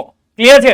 હવે સર સરકારે એવા તો કયા કયા કાર્યક્રમો બહાર પાડ્યા છે કે જેના લીધે ખેડૂતો અને મહિલાઓ અને યુવાનોને કેટલાક પ્રોત્સાહનના પગલા ભરે છે? જો શું કીધું છે એમાં પણ ખાસ 5 પ્રકારે ગરીબીના નિર્મૂલન કાર્યક્રમોમાં 5 વિભાગો કરી શકાય. અલગ અલગ અલગ અલગ અલગ અલગ 5 લેવલે સરકારે સરસ મજાના શું કરી છે? યોજનાઓને બહાર પાડી છે. તો જુઓ બેટા એમાં ખાસ વેતનયુક્ત રોજગારીના પ્રોગ્રામો, એમાં ખાસ કરીને ખેડૂતોને કેટલાક યુવાનોને શું મળે? રોજગારી મળી શકે. બીજું સ્વરોજગારીના કાર્યક્રમો, લોકો પોતાના ઉદ્યોગો, લઘુ ઉદ્યોગોના મોટા મોટા સ્ટાર્ટઅપો નાખી શકે. અન્ન સુરક્ષાના કાયદો, બેટા કોઈ ભૂખ્યું નહીં સુવે એના માટેના કાયદા, સામાજિક અને સલામતીને લગતા કાર્યક્રમો તથા શહેરી તથા ગરીબીના નિવારણને કેટલાક કાર્યક્રમો શું મૂક્યા છે? અમલમાં મૂક્યા છે. અમલમાં મૂકી છે એવી ઘણી બધી યોજનાઓ કે જે ખેડૂતોને શું લાગે છે બેટા? અતિ મૂલ્યવાન કામ લાગે છે. જો શું કીધું છે એમાં પણ ખાસ કૃષિ ક્ષેત્ર વિકાસના કાર્યક્રમો, એમાં ખાસ જો શું કીધું છે? કૃષિ ક્ષેત્ર સૌથી પહેલા સિંચાઈ, પાક સંરક્ષણ, સેન્દ્રિય ખેતી, ખેત પેદાશના વેચાણ માટે સરકારે અનેક યોજનાઓ અમલમાં મૂકી જેનાથી ખેડૂતોને આવક મળે, તેમની ગરીબીની સ્થિતિ શું શકે? સુધરી શકે અને એ પણ આર્થિક રીતે શું થઈ શકે? પગભર થઈ શકે. એમના માટે કેટલી યોજના બેટા? 5 યોજના. એમાં પહેલી યોજના શું કીધી છે? પ્રધાનમંત્રી કૃષિ સિંચાઈ યોજના. મેં તમને કીધું ને બેટા સૌથી વધારે ભારતમાં ખેતી પર નભનારો વર્ગ છે. ક્લિયર? 100 માંથી બેટા ખાસ સાંભળજો મારી વાત બેટા, 100% માંથી 60% કરતા વધારે લોકો આજની તારીખે પણ પ્રાથમિક ક્ષેત્ર પર નભે છે. એમાં પણ ખાસ કરીને બેટા 12 મહિના દરમિયાન એ લોકો 1 થી વધારે વર્ષમાં પાક નથી લઈ શકતા. એનું મુખ્ય કારણ શું છે? સિંચાઈ. કારણ કે બેટા 12 મહિનામાંથી 4 મહિના વરસાદ પડે તો બાકીના 8 મહિના તમને કરવાનું શું? તો એ સમસ્યાનું સમાધાન કરવા માટે સરકાર લઈને આવી ગઈ છે કૃષિ સિંચાઈ યોજના. કેમ? કારણ કે આ યોજના અંતર્ગત વિદ્યાર્થી મિત્રો ખેતરો સુધી ઘણી બધી વસ્તુઓ એ શું કરે છે? ટપક સિંચાઈ પદ્ધતિ, ફુવારા સિંચાઈ પદ્ધતિ અથવા ધોરિયા પદ્ધતિ, એ ઘણી બધી પદ્ધતિઓ, પિયત પદ્ધતિ, ભૂગર્ભ જળ વધારવાના કાર્યક્રમો દ્વારા એ શું કરી શકે? વરસાદ જે એનું પાણી છે ગટરમાં વહી જતું અટકાવી શકે. જેવી ઘણી બધી યોજનાઓ દ્વારા શું ખેતરો સુધી પાણી પહોંચાડવાનો કાર્યક્રમ કોને કર્યો છે? સરકારે કર્યો છે. ડન. ત્યારબાદ શું કીધું છે? પ્રધાનમંત્રી ફસલ વીમા યોજના. ઘણી વખત વિદ્યાર્થી મિત્રો જગતનો તાત છે ખેતરમાં અનાજ ઉગાડે છે ને બેટા, ત્યારે આપણા ઘરમાં રોટલી આવે છે, તમને બધાને ખબર છે. ડન. બેટા જગતનો તાત ખેડૂત મહેનત તો કરે છે પણ ઘણી વખત કુદરત પણ તેના પર શું થઈ જાય છે? પ્રકોપ એનો કહેરી જાય છે. બેટા આ પ્રકોપની અંદર જે ખેડૂતે મહેનત કરી છે એ બધું જો વરસાદ વધુ થઈ જાય તો વરસાદ વધુ થાય ને ત્યારે બધો પાક શું પામે બેટા? નાશ પામે. ડન. અને આ નાશ પામે ને એટલે ખેડૂતનું વરસ એ શું થઈ જાય? ફેલ થઈ જાય છે. ડન. એને કોઈ પણ જાતની કમાણી થતી નથી. તો આવું થાય ને ત્યારે સરકાર તેની સાથે ઊભી છે બેટા. ખેડૂતોને નુકસાન ન થાય એટલા માટે સરકારે શું કીધું છે કે ભાઈ પ્રધાનમંત્રી ફસલ વીમા યોજના, જો આવું કઈ ઘટના બને તો સરકારી બધાને પાક વીમાને શું આપે છે? નાણાં આપે છે, આર્થિક રીતે પગભર કરે છે. ક્લિયર થયું કે નહીં મારા વાલા વિદ્યાર્થી મિત્રો? ડન. અને મિનિમમ એ લોકોને કોઈ પણ જાતનું નુકસાન ન થાય એવા ટેકાના ભાવે પણ ખેડૂત શું આપે છે? તેને નાણાંની સુવિધા કરી આપે છે. ડન. રાષ્ટ્રીય પેયજળ યોજના. એમાં પણ ખાસ કરીને તમે જુઓ આજની તારીખે વરસાદનું પાણી છે એ જમીનમાં શોષાવાને બદલે બેટા ભૂગર્ભ જળના જે વસ્તુ છે ભૂગર્ભ જળમાં જવાને લીધે શું થઈ જાય છે? ભૂગર્ભ જળ નીચે જતું રહે છે. કારણ કે ભૂગર્ભ જળમાં પાણી વરસાદનું નીચે જતું જ નથી. ગટરના મોટા મોટા માર્ગો દ્વારા સીધા નદી નાળાઓ દ્વારા થઈ સીધું સમુદ્રમાં ભરીને વેસ્ટ થઈ જાય છે. તો બેટા આ યોજના દ્વારા ભૂગર્ભ જળ વધારવાના સારામાં સારા પ્રયત્નો થયા છે. એમાં ખાસ કુવા, ટ્યુબવેલ, નહેરો દ્વારા શું કરે છે? પાણી પહોંચાડાય છે. ડન. તો બેટા ખાસ સમજો મારી વાત, તમને એક અનુભવ કહું બેટા, એક એક્સપિરિયન્સ કહું, ખાસ સમજો મારી વાત બેટા. આપણે આવી બધી યોજનાની સાથે આવી બધી યોજનાઓનો લાભ લઈ આપણે નર્મદાનું પાણી કચ્છના ખેડૂતોને આપ્યું છે. વિચાર કરો બેટા, નર્મદાનું પાણી કચ્છના ખેડૂત જો વાપરતા હોય તો બેટા સરકાર કેવી સરસ મજાનું કાર્ય કરી રહી છે. Clear, done. એની ત્યારબાદ કૃષિ ધોરણ યોજના, કારણ કે તમે જો આજની તારીખે દિન પ્રતિદિન ટેકનોલોજી વધતી જાય છે તો બેટા ટ્રેક્ટર લેવું, થ્રેશર લેવું અને મોટી મોટી ટેકનોલોજી, એમાં ટપક સિંચાઈ, ફુવારા સિંચાઈ, ઘણા બધા આધુનિક મશીનરી અને ભાઈ મોટા મોટા રાસાયણિક ખાતરો ખરીદવા માટે ખેડૂતોને શું જોઈએ છે? નાણાં જોઈએ છે. તો બેટા એના માટે લાંબા ગાળાનું, ટૂંકા ગાળાનું ધિરાણ કોણ પ્રોવાઈડ કરે છે? સરકાર પ્રોવાઈડ કરે છે. અને એની સાથે વિદ્યાર્થી મિત્રો કિસાન ક્રેડિટ કાર્ડ જેવી સુવિધાઓ પણ કોને મળે છે? સરકાર ખેડૂતોને આપે છે.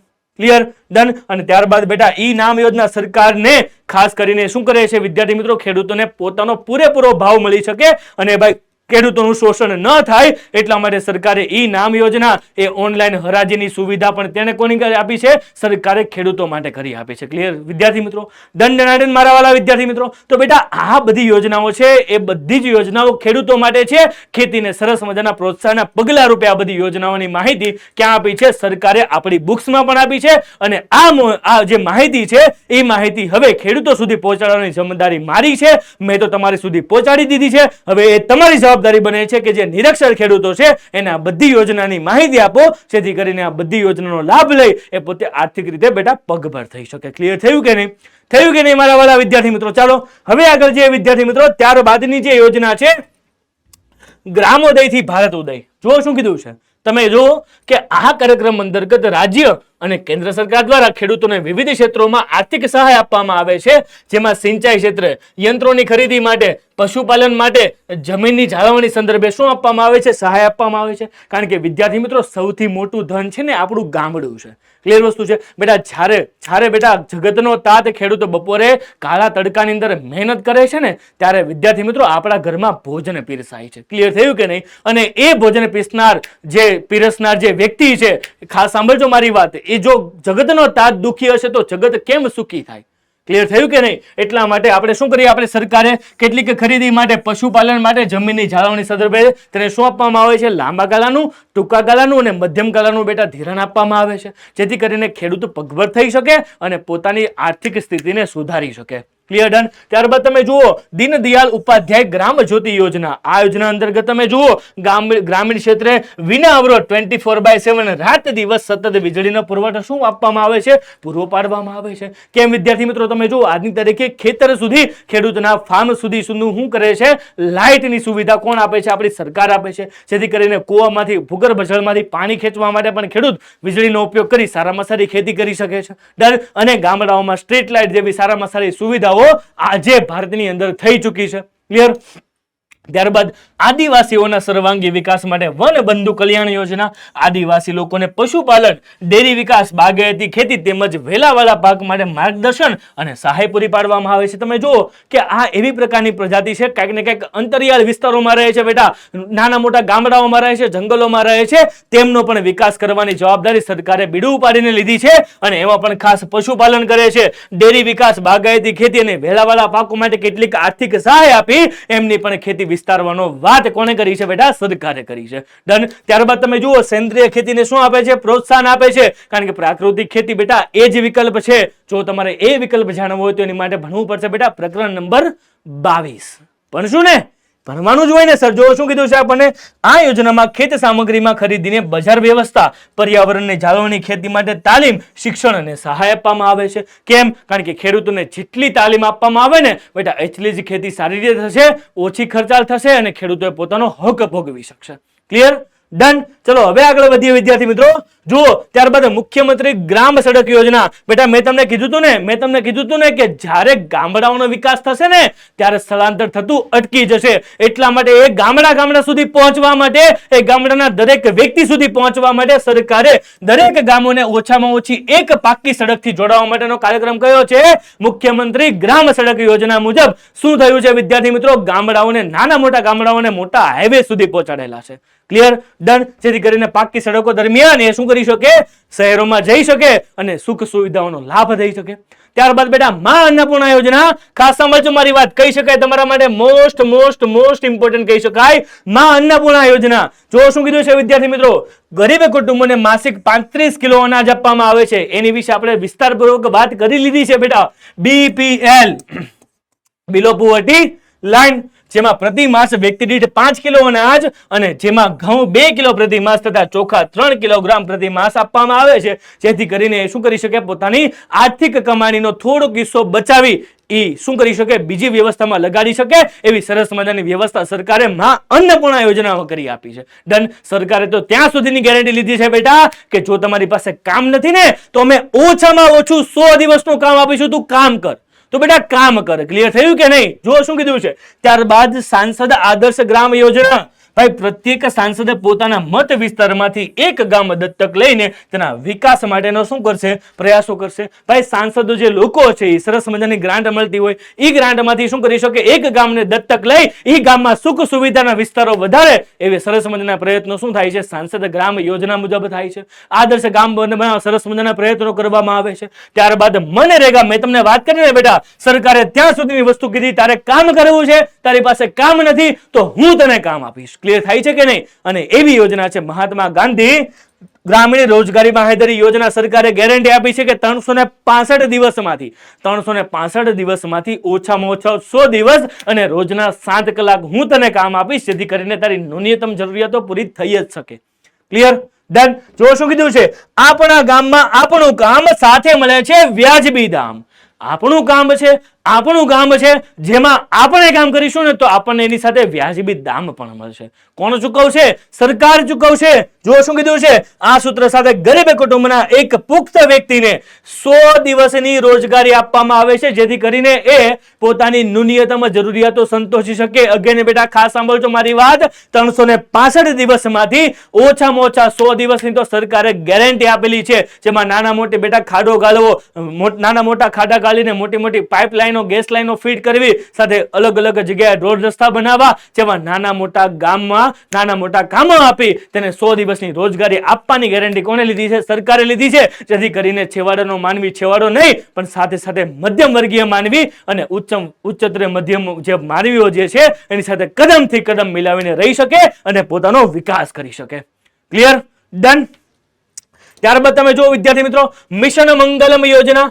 આ યોજનામાં મહિલાઓને ગૃહ ઉદ્યોગ માટે શું આપવામાં આવે છે? સહાય આપવામાં આવે છે. એમાં ખાસ કરીને બેટા ગૃહ ઉદ્યોગમાં અથાણા ઉદ્યોગ હોય, પાપડ ઉદ્યોગ હોય, અગરબત્તી ઉદ્યોગ હોય, એ નાના મોટા ઉદ્યોગોથી એ શું કરી શકે, પોતાની આર્થિક કમાણી કરી એ આગળ વધી શકે એવા સરસ મજાના પ્રયત્નો આપણી ભારત સરકારે, આપણી ગુજરાત સરકારે કર્યા છે. ડન. ત્યારબાદ તમે જુઓ શું કીધું છે, કારીગર વ્યાજ સહાય એટલે કે ધંતોપટે ઠેકડી યોજના. એમાં રાજ્ય સરકાર હસ્તકલા અને હાથશાળ ઉદ્યોગોના વિકાસમાં ઓછા વ્યાજના દરે બેંક લોનની શું આપે છે, સુવિધા આપે છે. એમાં ખાસ કરીને જો તમારે નાનો મોટો બિઝનેસ કરવો છે અને એ બિઝનેસને કરવા માટે કાચો માલ લાવવો પડશે. જો કાચો માલ તમે લાવો અને એ માલ પર પ્રક્રિયા કરી તમે શું કરશો, તૈયાર માલ બજારમાં વેચશો, પણ એની માટે તમારી પાસે નાણાં નથી તો ભાઈ કારીગર વ્યાજ સહાય એટલે કે ધંતોપટે ઠેકડી યોજના મુજબ તમને એમાંથી બેંકમાંથી લોન મળે છે, સુવિધા મળે છે અને એ સુવિધા મુજબ તમને એનો લાભ લઈ સારામાં સારો ઉદ્યોગ, એક નાનો ઉદ્યોગ તમે સ્થાપી પોતાની આર્થિક શું કરી શકો, કમાણી કરી શકો છો.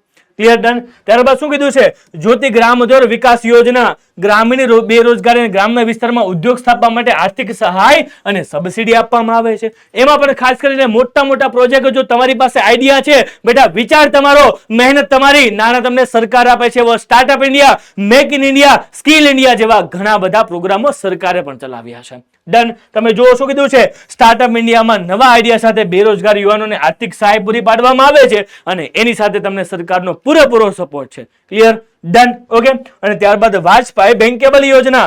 18 થી 65 વર્ષના બેરોજગારોને તાલીમ આપે છે.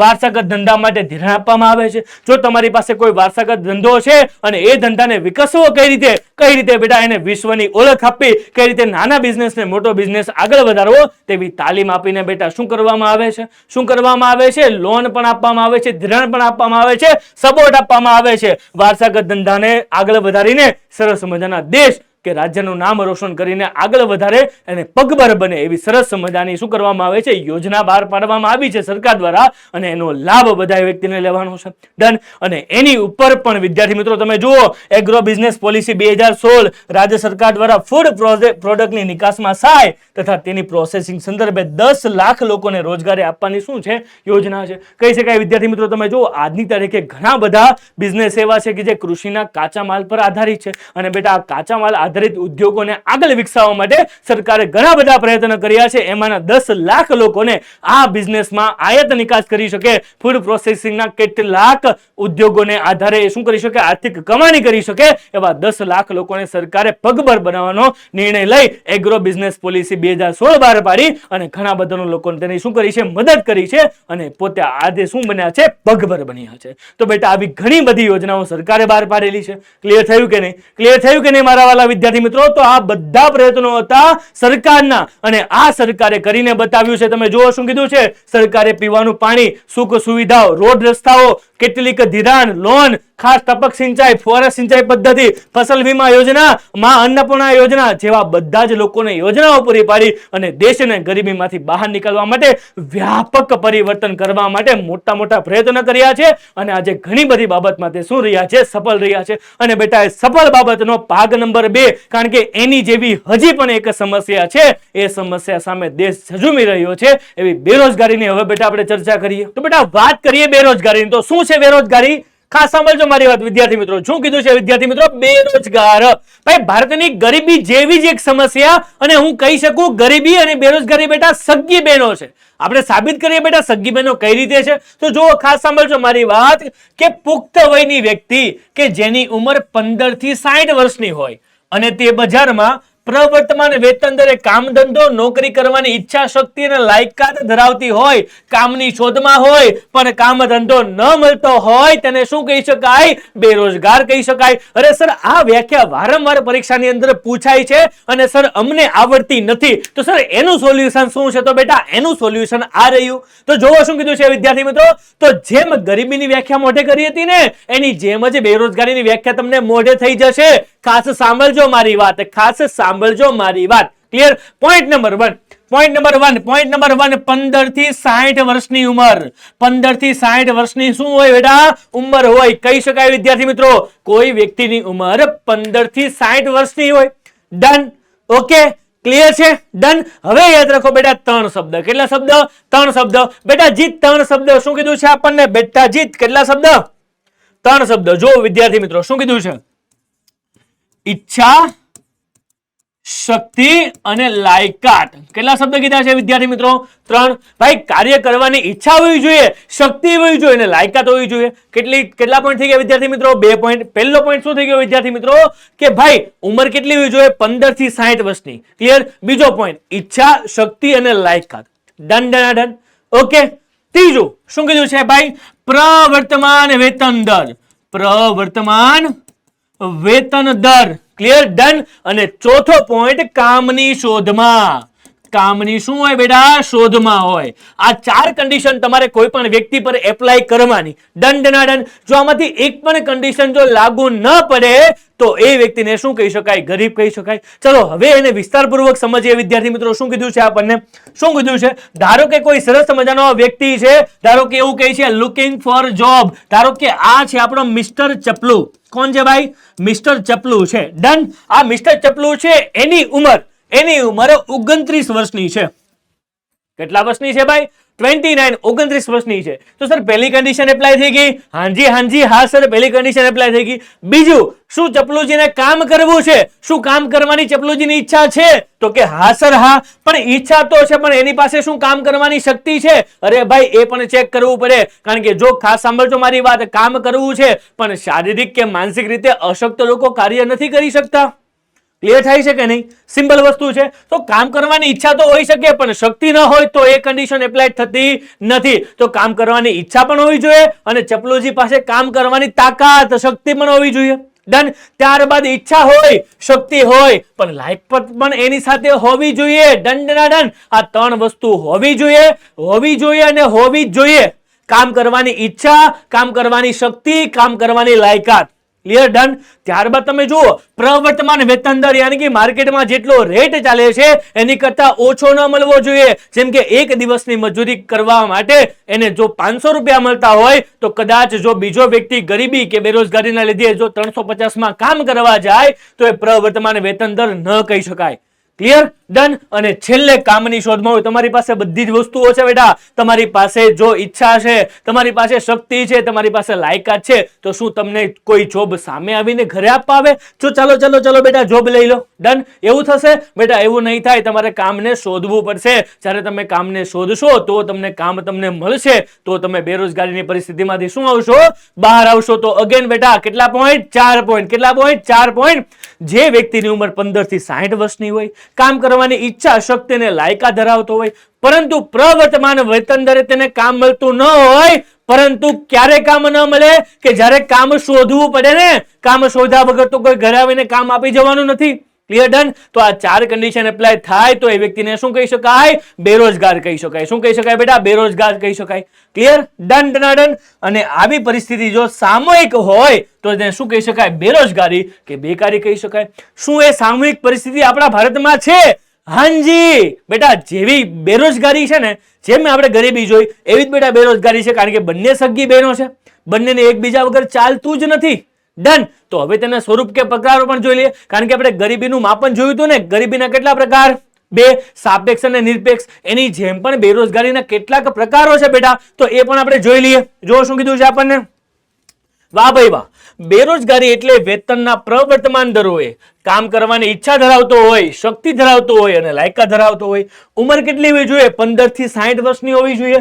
ડન. અને કામ શોધતા તેને કામ મળતું ન હોય તો એવી ફરજિયાત પરિસ્થિતિ થઈ જાય ત્યારે એને શું કહી શકાય? બેરોજગારી કહી શકાય. જે વ્યક્તિની ઉંમર બેટા 15 થી 60 વર્ષની વચ્ચે છે, એની પાસે કામ કરવાની શક્તિ છે, કામ કરવાની લાયકાત છે, કામ કરવાની આવડત પણ છે, પણ એની પાસે કામ નથી. એ કામ શોધે છે, પરંતુ બજારમાં જે પ્રવર્તમાન વેતન દર છે એની કરતા ઓછા પૈસે કામ એને મળી રહી છે. એને પ્રવર્તમાન વેતન દરે પણ કામ મળતું નથી. તો બેટા એવી કન્ડિશનમાં એ વ્યક્તિ શું છે? બેરોજગાર છે. કારણ કે છેલ્લે અંતે શું કરશે? પોતે પોતાની મજબૂરીમાં વેતન દર કરતા ઓછા વેતન એ શું કરશે? કાર્ય કરશે. ડન. તો એ વ્યક્તિ શું છે બેટા? ગરીબ છે. ડન. અને છેલ્લે અંતે તો ગરીબી શેમાંથી પ્રવર્તે? બેરોજગારીમાંથી જ પ્રવર્તે છે. ક્લિયર થયું કે નહીં? જો શું કીધું છે? અને એના પ્રકાર એમાં સૌથી પહેલા ખેડૂત. શું કીધું છે વિદ્યાર્થી મિત્રો? ભાઈ ઋતુગત બેરોજગારીનું બેસ્ટ એક્ઝામ્પલ ખેડૂત કહી શકાય. કેમ? જો શું કીધું છે વિદ્યાર્થી મિત્રો? વારંવાર એક્ઝામ્પલ આવે છે. ભારતમાં કૃષિ ક્ષેત્રે સિંચાઈની અપૂરતી સગવડો હતું બેટા. ગરીબીને કારણોમાં હતું બેટા. પહેલું કારણ હતું ગરીબીના કારણોમાં. ગરીબી જે ઉદ્ભવે છે તેનું પહેલું કારણ શું હતું? સિંચાઈની અપૂરતી સગવડો. જુઓ, વરસાદની બેટા અનિયમિતતા, વૈકલ્પિક રોજગારીનો અભાવ, 3 થી 5 મહિના સુધી ખેડૂતો, ખેત મજૂરો, ગણતિયાઓ વગેરે બેરોજગાર રહેવું પડે તેવી સ્થિતિને ઋતુગત કે મોસમી બેકાર પણ કહે છે. ખાસ સાંભળજો મારી વાત, ખાસ સાંભળજો વિદ્યાર્થી મિત્રો. કોઈ પણ ખેડૂતો છે બેટા, એ ખેડૂતો વર્ષમાં 12 મહિના ખેતી તો નહીં કરી શકે, કારણ કે તેની પાસે સિંચાઈની સુવિધા તો છે નહીં. તો બેટા 12 મહિનામાંથી બેટા 4 મહિના છે એ શું કરે? ખેતી કરે. અને બાકીના જે 8 મહિના છે એની પાસે કોઈ પણ રોજગારીનો વિકલ્પ રહેતો નથી. યાની કે ફરજિયાતપણે એને 8 મહિના બેકાર રહેવું પડે છે અને ભાઈ 4 મહિના એ કાર્ય કરી શકે છે. તો વિચાર કરો બેટા, આ ઋતુ પ્રમાણે બેરોજગાર ન કહી શકાય? કહી શકાય ને. એટલા માટે તો કીધું છે બેટા ઋતુગત કે મોસમી બેકાર. ક્લિયર? ડન. ત્યારબાદ ખાસ સાંભળજો બેટા, ઘર્ષણજન્ય બેકાર. ઘર્ષણજન્ય બેકાર તમે જુઓ, આજની તારીખે બેટા ટેકનોલોજી દિન પ્રતિદિન નવી આવી રહી છે. તો બેટા દિન પ્રતિદિન નવી ટેકનોલોજી આવે તો નવી ટેકનોલોજી અનુરૂપ વ્યક્તિઓને શીખવી તો પડે કે નહીં? ડન. એ નવી ટેકનોલોજી પ્રમાણે કાર્ય તો કરતા શીખવું પડે કે નહીં? ડન. તો જુઓ શું કીધું છે?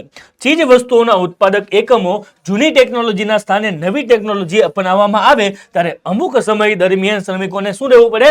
બેરોજગાર રહેવું પડે. તો વિદ્યાર્થી મિત્રો યાદ કરજો, જૂના સમયની અંદર જ્યારે બેન્કિંગ, જેમ કે હું તમને કહું 1935માં જ્યારે આરબીઆઈ ની સ્થાપના થઈ, શું ત્યારે આખી ભારતમાં, સમગ્ર ભારતમાં કમ્પ્યુટરાઇઝ સિસ્ટમ ચાલતી હતી? ના ભાઈ ના. ત્યારે ચોપડાથી શું થતું હતું? બેન્કિંગ વ્યવહાર થતા હતા. બુક્સમાંથી બધા બેન્કિંગ વ્યવહારો થતા હતા. ડન. ત્યારબાદ ધીમે શું આવ્યા બેટા? ધીમે ધીમે કમ્પ્યુટરનો ઉદ્ભવ થયો, ટેકનોલોજી આવી, ત્યારબાદ બેન્કિંગ ક્ષેત્રે અત્યારે ટેકનોલોજી દ્વારા વહીવટ થાય છે. ડન. તો જ્યારે આ આમૂલ પરિવર્તન આવ્યા, જ્યારે બેન્કિંગ ક્ષેત્રે કમ્પ્યુટર ને નવી ટેકનોલોજી આવી, ત્યારે તેને તાલીમ માટે અમુક યુવાનો જે છે એને અમુક સમય માટે બેરોજગાર તો રહેવું પડ્યું હશે ને.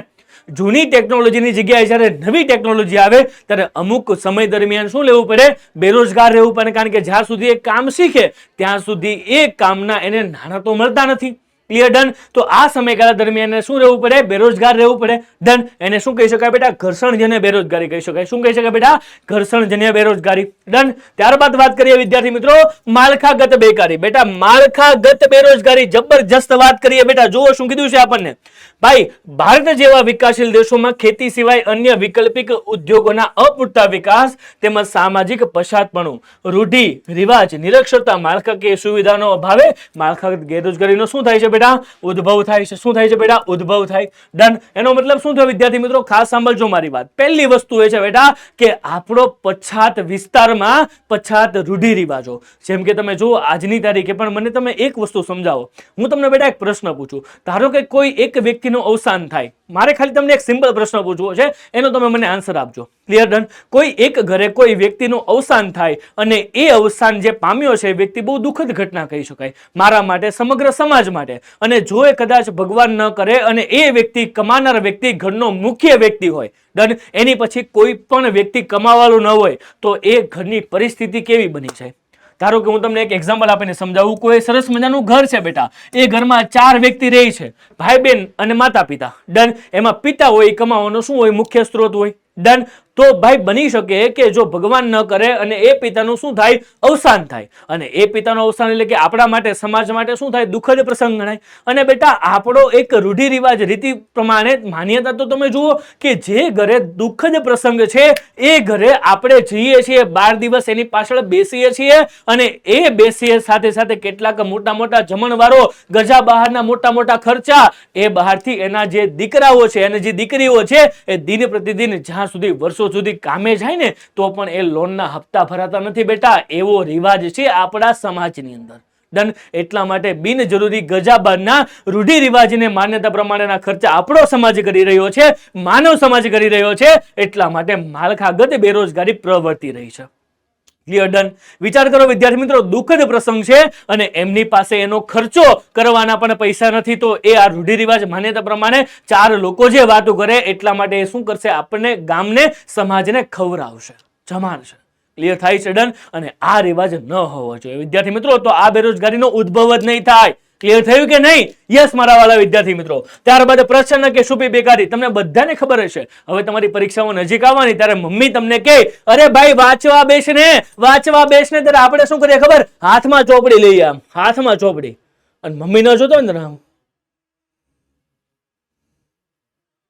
મમ્મી પપ્પા આવે ત્યારે, હા, યાની કે આપણી સામે કોઈ શું હોય ત્યારે આપણે સરસ મજાના વાંચતા હોઈએ પણ ખરેખર એવું હોય નહીં. મમ્મી કે વાંચવા બેસ, પપ્પા કે વાંચવા બેસ, મોટો ભાઈ કે મોટી બેન કે વાંચવા બેસ, પણ આપણે વાંચતા નથી. એટલે ભાઈ આપણે જ્યારે જોતા હોય ત્યારે સરસ મજાના ચોપડીમાં નજર નાખી દઈએ. એટલે વ્યક્તિ હોય ને, વ્યક્તિ બેટા દેખીતી રીતે તમને સરસ મજાનો કામ કરતો દેખાય પણ ઉત્પાદનમાં તેનો કોઈ ફાળો હોતો નથી. તમને આપણને જોવામાં કેવું સરસ લાગે, ઓહો મારો દીકરો, મારી દીકરી, મારી ભાઈ, મારો બેન વાંચે છે, પણ ખરેખર વાંચતા હોય નહીં. ડન. ધ્યાન તો કંઈક બીજે ભટકતું હોય. ક્લિયર થયું કે નહીં? ડન. તો બેટા કામમાં પણ ઘણા બધા લોકો આવા છે કે વ્યક્તિ દેખીતી રીતે સરસ રીતે કામ કરતો જણાય છે પણ ઉત્પાદનમાં તેનો કોઈ ફાળો જ નથી. ડન. ઓકે. તો વ્યક્તિ દેખીતી રીતે કામમાં રોકાયેલી હોય પણ વાસ્તવિક ઉત્પાદનમાં તેનો ફાળો શું હોય? શૂન્ય હોય. કદાચ એ કામમાં હોય કે કદાચ એ કામમાં ન હોય, તેનાથી ઉત્પાદનમાં કોઈ ફેર નથી પડતો. ડન. સાથે સાથે જે કંપની હોય શું આપે છે? માત્ર ને માત્ર પગાર આપે છે. પછી એને શું કરી દે? છૂટા કરી દે. ડન. અર્થાત ઉત્પાદન કાર્યમાંથી દૂર કરવામાં આવે તો પણ કુલ ઉત્પાદનમાં તેનો કોઈ ઘટાડો થતો નથી. તેવી સ્થિતિને શું કહી શકાય? પ્રચ્છન્ન કે છુપી બેકારી. વ્યક્તિ દેખીતી રીતે બહુ સરસ રીતે દેખાય છે કે કામ કરે છે પણ એકચ્યુઅલમાં કામ કરતો હોતો નથી. ક્લિયર? ડન. આગળ વાત કરીએ વિદ્યાર્થી મિત્રો. જો ઔદ્યોગિક બેકાર. ઔદ્યોગિક બેકાર. જો શું કીધું છે? ઔદ્યોગિક ક્ષેત્રે વસ્તુની માંગ ઘટે તો વ્યક્તિને ટૂંકા કે લાંબા સમય માટે કામ વિનાનું થવું પડતું હોય એવી સ્થિતિને ઔદ્યોગિક બેકાર કહી શકાય. હવે વિદ્યાર્થી મિત્રો તમે જુઓ, જ્યારે જૂના સમયની અંદર આપણે જ્યારે કાપડનું ઉત્પાદન કરતા ત્યારે સરસ રીતે રેટીઓ કાતતા. ડન. તમને બધાને કાતરની પ્રક્રિયા ગાંધીજી વાળી યાદ હશે. ઘરે ઘરે રેટીઓ કાતતા અને કાતરની પ્રક્રિયાથી સ્વરોજગારીના બધા આંદોલનો શરૂ કરેલા હતા. એ દરમિયાન કોઈ પણ વ્યક્તિ બેરોજગાર ન હતું. બધાને પોતે નાના મોટા કમાવાના શું હતા? સ્ત્રોત હતા.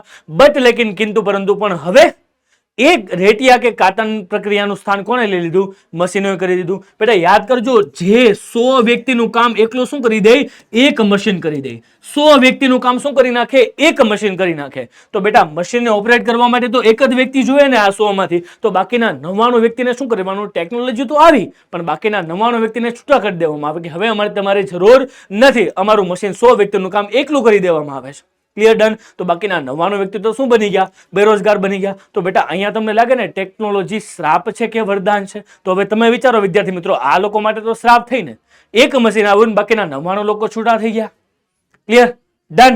ઓકે, તો આવા જે બેરોજગાર વ્યક્તિ છે એને શું કહી શકાય? ઔદ્યોગિક બેકાર કહી શકાય. અને છેલ્લે આવે છે શિક્ષિત બેકારો, કે ઓછામાં ઓછું માધ્યમિક શિક્ષણ મેળવેલ વ્યક્તિ બેરોજગારીની સ્થિતિને શું કહી શકાય? શિક્ષિત બેરોજગારી કહી શકાય. તો બેટા આવા ઘણા બધા લોકો છે કે જે શિક્ષિત બેરોજગાર પણ ભારતમાં જોવા મળે છે. Clear, done. તો બેટા આપણે એ પણ જોઈ લઈએ કે ભારતમાં ટોટલ બેરોજગારી છે કેટલી? તો જુઓ, ખાસ સાંભળજો મારી વાત.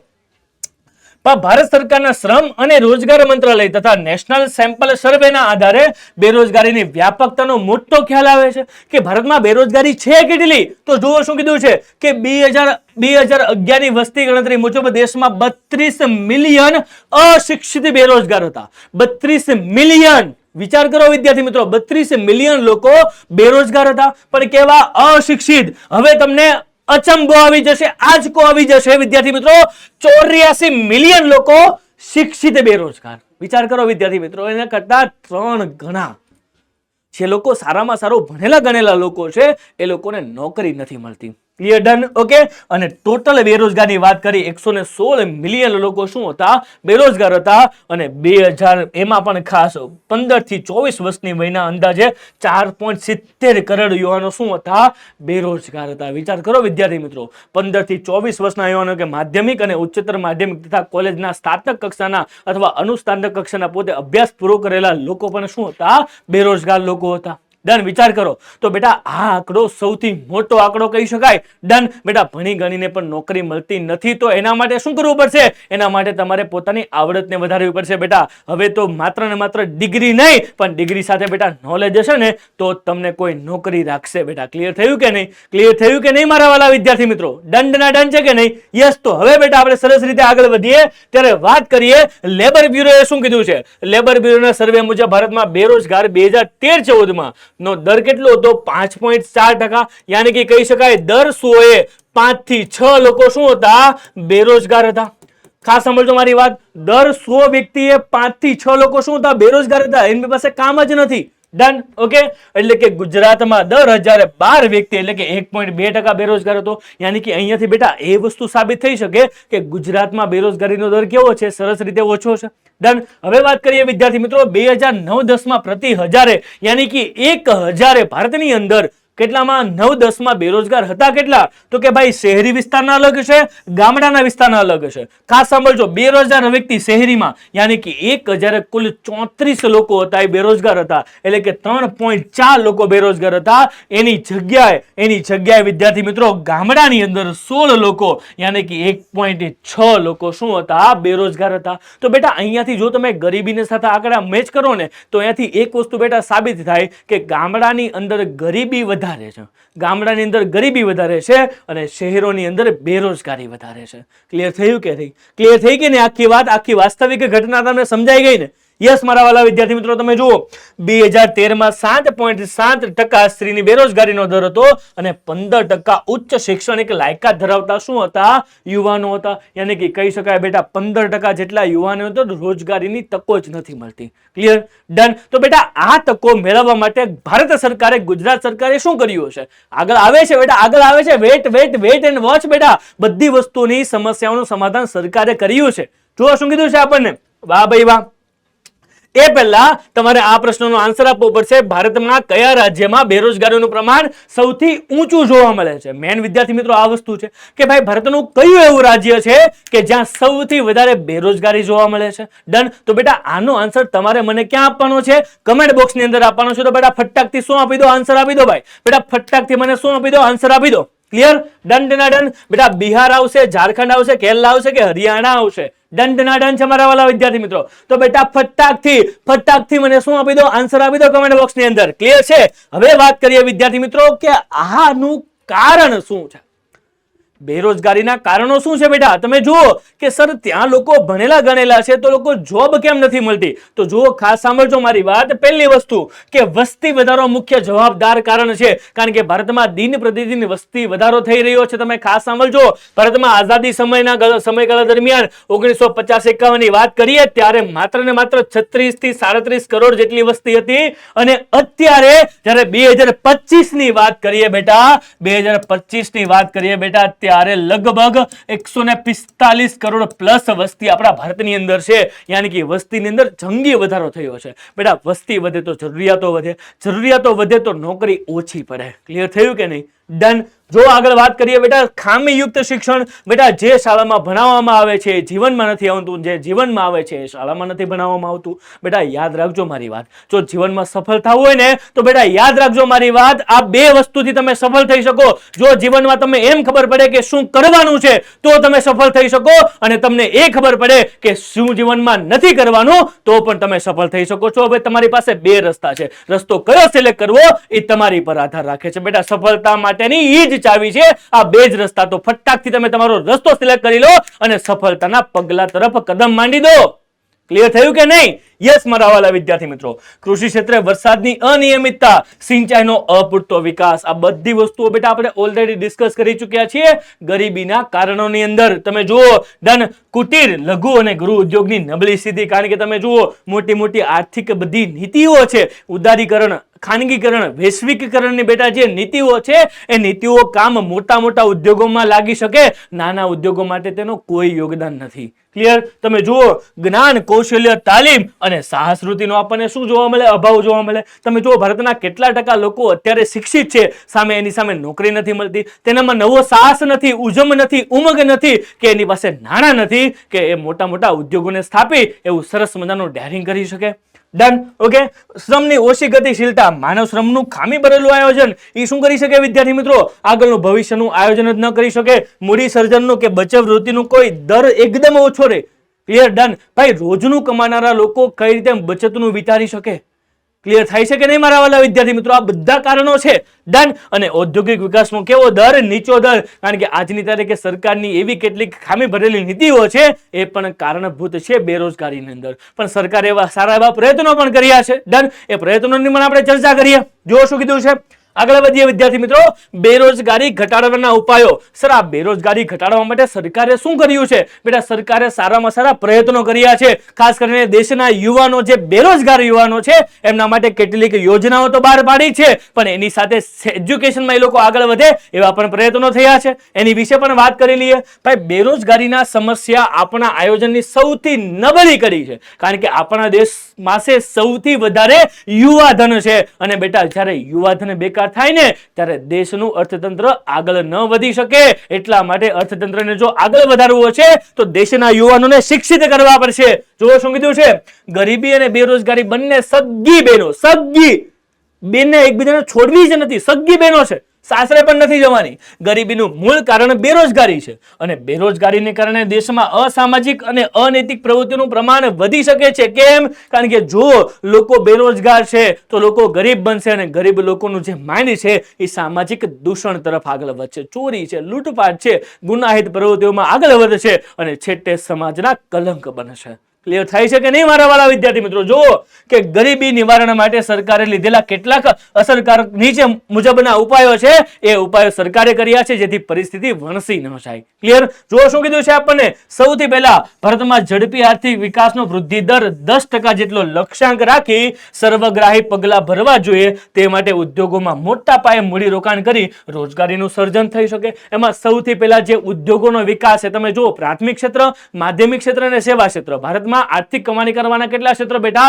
3. આ 3 ક્ષેત્રમાંથી જે ઉદ્યોગ ક્ષેત્ર છે એ ઉદ્યોગ ક્ષેત્રમાં આર્થિક વૃદ્ધિ દર 10% જેટલો રાખવાનો છે, જેથી કરીને બધા લોકોને સૌથી પહેલા ઉદ્યોગોમાં રોજગારી મળી શકે. ડન. ઓકે, ત્યારબાદ શ્રમ પ્રધાન ઉત્પાદન પદ્ધતિ પર લઘુ ઉદ્યોગ, ગૃહ ઉદ્યોગ માટે વિકાસમાં કાર્યો કરવા. એમાં ખાસ કરીને વિદ્યાર્થી મિત્રો, ખાસ કરીને જે નાના ઉદ્યોગો છે એની માટે શું આપે બેટા? લોન આપવી, ધિરાણ આપવું, જેથી કરીને એ કાચો માલ ખરીદવા માટે, નાના મોટા યંત્રો ખરીદવા માટે એ સક્ષમ બની શકે, એ સક્ષમ બનીને સારામાં સારા દેશનું ભવિષ્યને ઉગારી શકે. Clear, done. સરકારે શ્રમ પ્રધાન, એમાં ખાસ કરીને જમીન, મૂડી, શ્રમ અને નિયોજન જે ઉત્પાદનના સાધનોને ખૂબ જ સારી રીતે યુટિલાઇઝ કરવા માટે ઘણા બધા પ્રયત્નો કર્યા છે. એમાં પણ ખાસ તમે જોવો શું કીધું છે આપણને?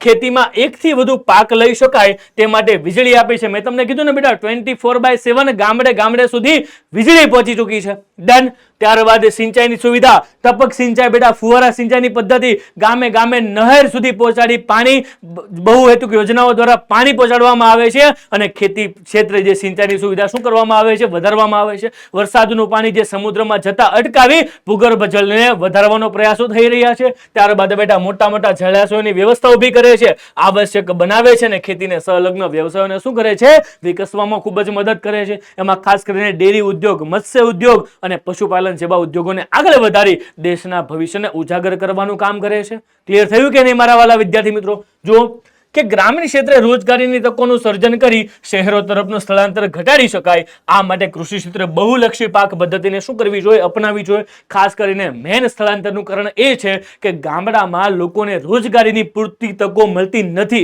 એટલા માટે ઘણા બધા લોકો શું કરે છે? ઘણા બધા ખેડૂતો ખેતીનું કામ છોડી અને શહેરો તરફ ક્યાંક ને ક્યાંક મજૂરી કામ તરફ આગળ વધે છે. જો બેટા એ ખેડૂતોને એના ઘર આંગણે, એના ગામડામાં જ ખેતી સિવાયના વૈકલ્પિક રોજગારીના જો એને ઓપ્શન મળી જાય ને, તો બેટા એ ગામડા છોડીને જવાના જ નથી. ક્લિયર થયું કે નહીં? એટલા માટે એક ગામડાના તેના ઘર આંગણે ઘણા બધા કૃષિ ક્ષેત્રે જ એને બહુપાકીય પદ્ધતિ વર્ષમાં 2 કે 3 પાક લઈ શકાય અને ખેડૂતોને તેનું આર્થિક વળતર સારામાં સારું મળી શકે એવી યોજના સરકારે બહાર પાડી છે.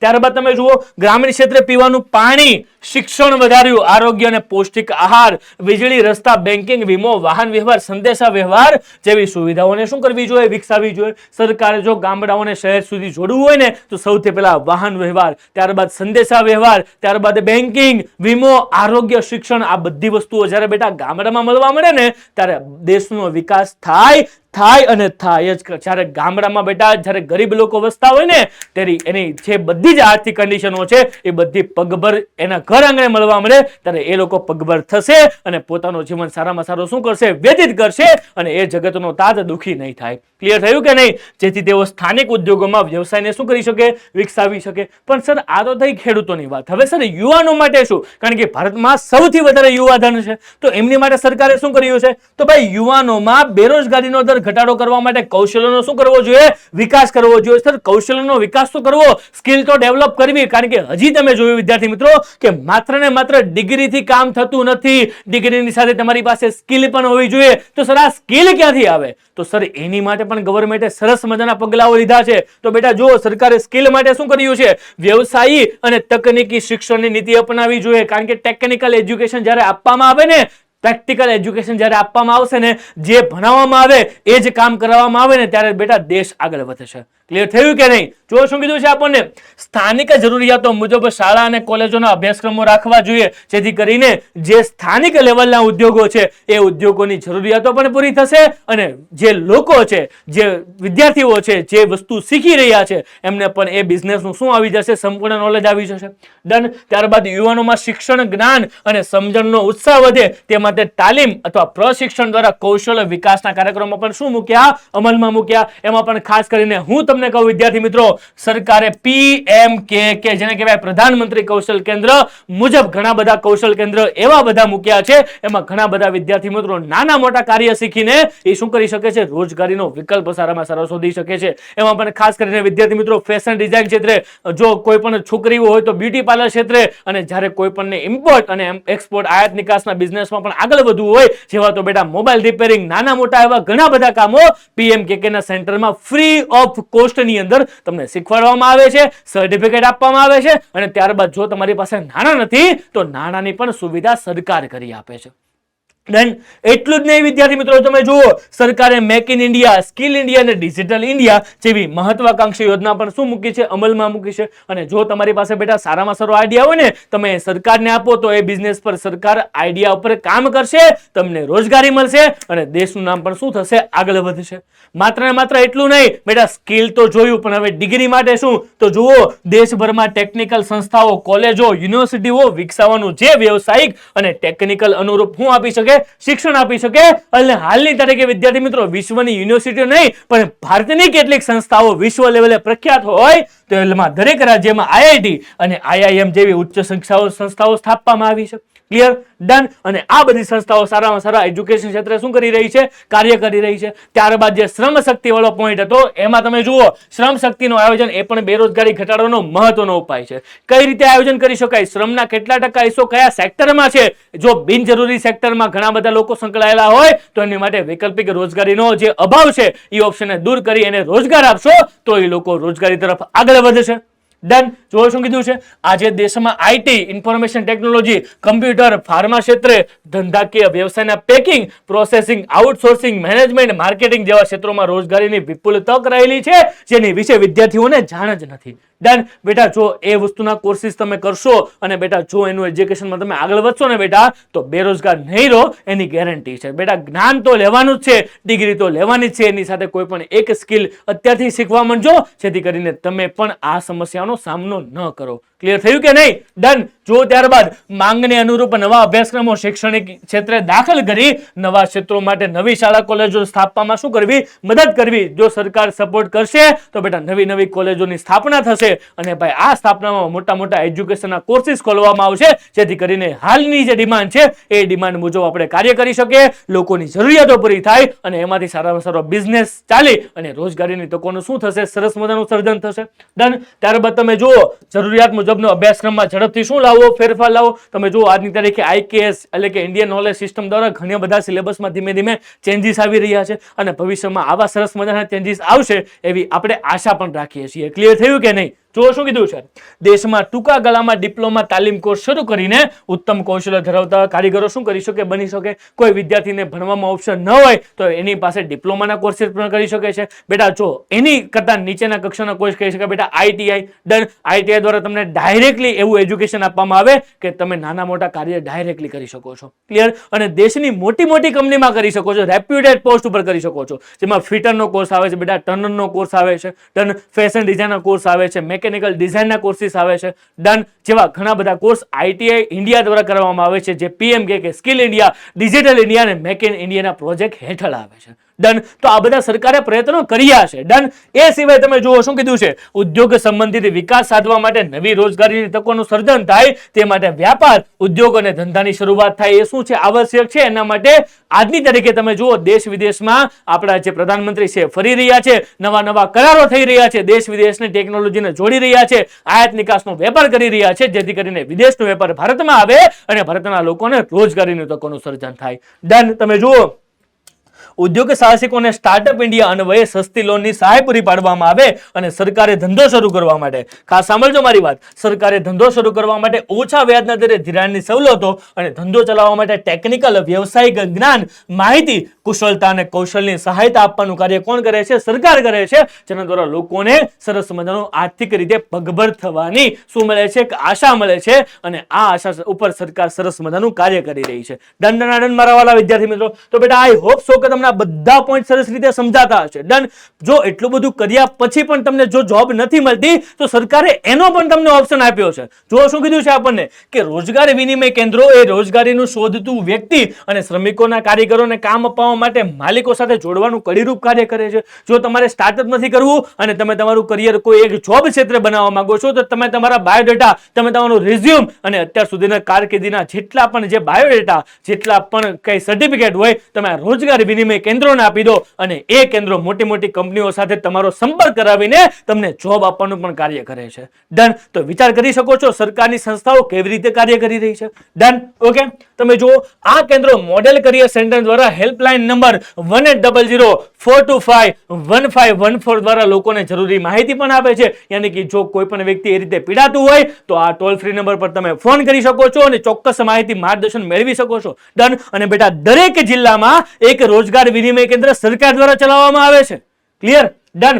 સ્કિલ પ્રોગ્રામ, રોજગારી મેળા જેવા મફત સેવા આપવામાં આવે છે જેનો કોઈ પણ જાતનો ચાર્જ સરકારે લેતી નથી. ડન. એમાં પણ ડિસેમ્બર 2015 સુધીમાં દેશમાં 997 રોજગાર વિનિમય કેન્દ્ર હતા, જેમાં ડિસેમ્બર 2013માં 468.23 લાખ બેરોજગાર દેશમાં ગુજરાતમાં 8.30 બેરોજગાર શું કર્યા હતા? નોંધાયા હતા. અને આ નોંધાયેલા બેરોજગારની જવાબદારી કોની હતી? સરકારની સરકારની હતી. સરકારે એ જવાબદારી શું કરી છે બેટા? પૂર્ણ કરી છે. દંડના દંડમાં આવેલા વિદ્યાર્થી મિત્રો દંડના દંડ છે અહીંયા સુધીનું. ઓલ ક્લિયર છે બેટા?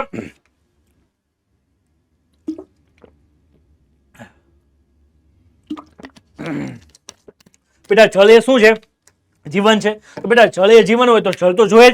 ક્લિયર. ડન. તો બેટા સમજાઈ ગયું ને આખે આખો ટોપિક? ક્લિયર થઈ ગયું? ડન. તો હવે આગળ વધીએ વિદ્યાર્થી મિત્રો એક સરસ મજાના પ્રશ્ન તરફ. આઈ હોપ સો કે તમને બેરોજગારી અને ગરીબી ખૂબ જ સારી રીતે સમજાઈ ગઈ છે. તો બેટા આ વસ્તુ તમને સારી રીતે સમજાઈ ગઈ તો હવે તમે તમારો એક સરસ મજાનો પ્રશ્નનો આન્સર મને તમારે આપવાનો છે. જો શું કીધું છે ભાઈ? અન્ન સુરક્ષા ધારા હેઠળ કઈ યોજના ગુજરાતમાં અમલ આવી છે? માં અન્નપૂર્ણા યોજના, મનરેગા યોજના, અંત્યોદય યોજના કે સુકન્યા સમૃદ્ધિ યોજના? આમાંથી કઈ યોજના ગુજરાત સરકાર દ્વારા અમલમાં મૂકી લોકોને અન્ન સુરક્ષા પૂરી પાડી છે? એનો આન્સર તમારે મને કમેન્ટ બોક્સની અંદર આપી દેવાનો છે. તો ફટાકથી આપી દો. ચલો ભાઈ. ક્લિયર. ડન. હવે આગળ વધીએ વિદ્યાર્થી મિત્રો વિશ્વ શ્રમ બજાર પર. મેં તમને કીધું ને વિદ્યાર્થી મિત્રો દર વર્ષે લગભગ 25 લાખ કરતા વધારે લોકો ભારત દેશની બહાર નોકરી કરવા જઈ રહ્યા છે. તો શા માટે એવું થઈ રહ્યું છે? તો બેટા એનું મેઇન કારણ છે વિશ્વ શ્રમ બજાર. શ્રમનું આદાન પ્રદાન. જે દેશોમાં શ્રમ શક્તિ સૌથી વધારે છે એવા દેશોનું લિસ્ટ કાઢીએ તો એમાં સૌથી પહેલા ભારતનું નામ આવે છે. જો શું કીધું છે વિદ્યાર્થી મિત્રો? ભારતમાં સૌથી વધારે યુવાધન છે, પણ આ યુવાધનનું બહિર્ગમન થઈ રહેલું છે. બુદ્ધિનું ગરમન થઈ રહેલું છે. કઈ રીતે થાય છે? જો શું કીધું છે? વિશ્વના દેશોએ પોતાના શ્રમિકોનું આદાન પ્રદાન કરે છે તેને શું કહી શકાય? વિશ્વ શ્રમ બજાર. યાની કે ભારતના દેશના જે લોકો છે એને આફ્રિકા, ઓસ્ટ્રેલિયા, અમેરિકા, જાપાન જેવા મોટા મોટા દેશોમાં જોબ એપ્લાય કરે છે, ત્યાં નોકરી અર્થે વિદેશોમાં જાય છે. ડન. યાની કે દેશનું યુવાધન બહાર જઈ રહ્યું છે. હા મારા વાલા વિદ્યાર્થી મિત્રો, જો શું કીધું છે? એક દેશમાંથી બીજા દેશમાં રોજગારી અર્થે, વેપાર ધંધા અર્થે, તાલીમ કે ઉચ્ચ શિક્ષણ અર્થે સ્થળાંતર જોવા મળે છે. કોઈ ભણવા માટે જાય છે, કોઈ નોકરી કરવા માટે જાય છે, કોઈ બિઝનેસ કરવા માટે જાય છે. ડન. પણ અંતે તો દેશનું બુદ્ધિ ગરમન થાય છે કે નહીં? જો શું કીધું છે આપણને?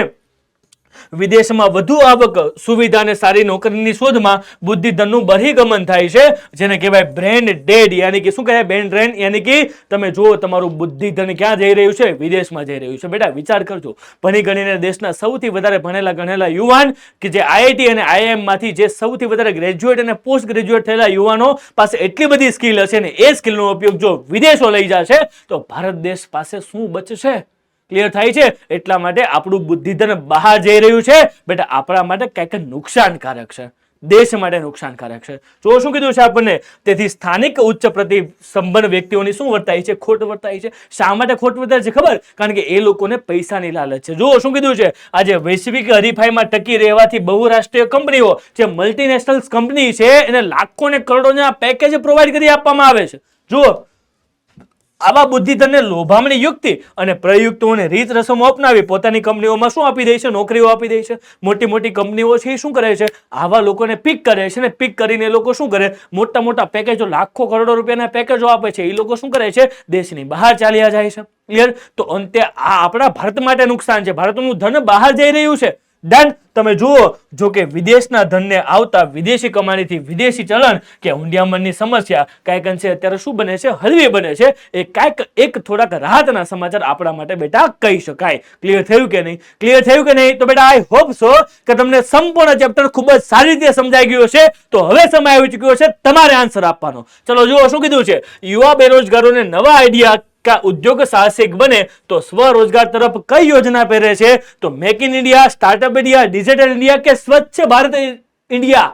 चलो ડન ડન ડન. તો ભાઈ મને ફટાકથી આનો શું આપી દો, આન્સર આપી દો. ક્યાં આપશો? કમેન્ટ બોક્સમાં આપશો. ક્લિયર? Done done done. વાહ ભાઈ વાહ મારા વાલા વિદ્યાર્થી મિત્રો.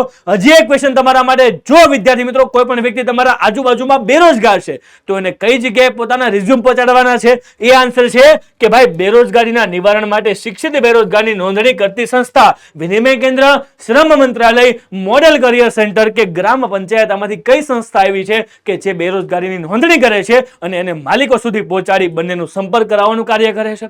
તો આન્સર આપી દો એનો પણ. ભાઈ રોજગાર વિનિમય કેન્દ્ર, શ્રમ મંત્રાલય, મોડેલ કરિયર સેન્ટર કે ગ્રામ પંચાયત, આમાંથી કઈ સંસ્થા આવી છે? ફટાકથી આન્સર આપી દો ભાઈ. Done done done. તો બેટા આઈ હોપ સો કે તમને બધા વિદ્યાર્થી મિત્રોને ચેપ્ટર 17 માં ખૂબ જ મજા આવી. અને હવે આ સમરીની વાત આવી ત્યારે બેટા તમને એક્ઝામ પોઈન્ટ ઓફ વ્યૂથી થોડીક વાત કરીએ ત્યારે આ જે પ્રકરણ છે બેટા, આ પ્રકરણ તમારા સરસ મજાના સેક્શન ડી ની અંદર પૂછાય છે.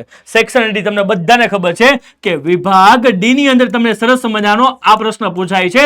તો એમાં પણ ખાસ તમારે ગરીબી અને બેરોજગારીમાં હવે તમને કોઈ પણ જાતનો ડાઉટ હશે નહીં. ડન. વિદ્યાર્થી મિત્રો ગરીબી પણ આપણે જોઈ લીધી, બેરોજગારી પણ આપણે જોઈ લીધી. બંનેના બેટા ખાસ સાંભળજો, બંનેના કારણો પણ જોયા, બંનેના કારણો પણ જોઈ લીધા બેટા, અને બંનેના શું જોયા બેટા? ઉપાયો પણ જોઈ લીધા. બંનેના શું જોયા? ઉપાયો પણ જોઈ લીધા. તો બેટા આમાંથી પ્રશ્ન તમને બોર્ડની પરીક્ષામાં સેક્શન ડી માં પૂછાવાનો છે.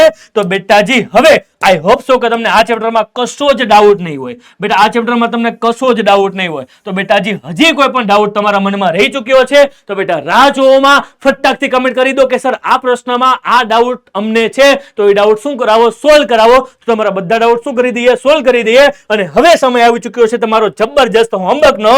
તો બેટા હોમવર્ક કરશો કે નહીં? હોમવર્ક કરશો કે નહીં? યસ સર, હોમવર્ક તો અમે કરશું જ. તો હોમવર્ક કરો. તો સર હોમવર્કમાં છે શું તો અમને જણાવો. તો હોમવર્કમાં સૌથી પહેલા બધા વિદ્યાર્થી મિત્રોને PW એપ્લિકેશન ડાઉનલોડ કરવાની છે. એમાં પણ ધોરણ 10 નો જે કોર્સ છે જે અભિમન્યુ, એમાં પણ પ્રકરણ નંબર જે 17 છે એની પ્રકરણ નંબર 17 ની DPP ડાઉનલોડ કરવાની છે. DPP ડાઉનલોડ થઈ જાય એટલે ક્લાસ નોટ પણ ડાઉનલોડ કરી લેવાની છે. સંપૂર્ણ પ્રકરણનું રિવિઝન કરી આપવાનું છે. અને કમેન્ટ બોક્સમાં કહેવાનું છે કે સર મિશન 2047 છે શું? ડન ડનાડન. તો બેટા મિશન 2047 શું છે એ જાણવા માટે તમારે કરવી પડશે જબરજસ્ત એક કમેન્ટ. તો એ કમેન્ટ સાથે આપણે જોશું નેક્સ્ટ વિડીયોમાં 2047 નું મિશન. આઈ હોપ સો કે તમને બધા વિદ્યાર્થી મિત્રોને આ ચેપ્ટરમાં ખૂબ જ મજા આવી, ખૂબ જ નવી વસ્તુઓ જોઈ, ખૂબ જ નવી વસ્તુઓ જાણી, ખૂબ જ નવી વસ્તુઓ સમજી. તો બેટા ઇનફ ફોર ટુડે. આજના લેક્ચર માટે એટલું જ રાખીએ. મળીએ છીએ એક નવા લેક્ચરમાં એક નવી ઇન્ફોર્મેશન સાથે, એક નવી માહિતી સાથે. બેટા enough four today. Have a great day. મળીએ છીએ નવા લેક્ચરમાં. Tata bye bye, take care.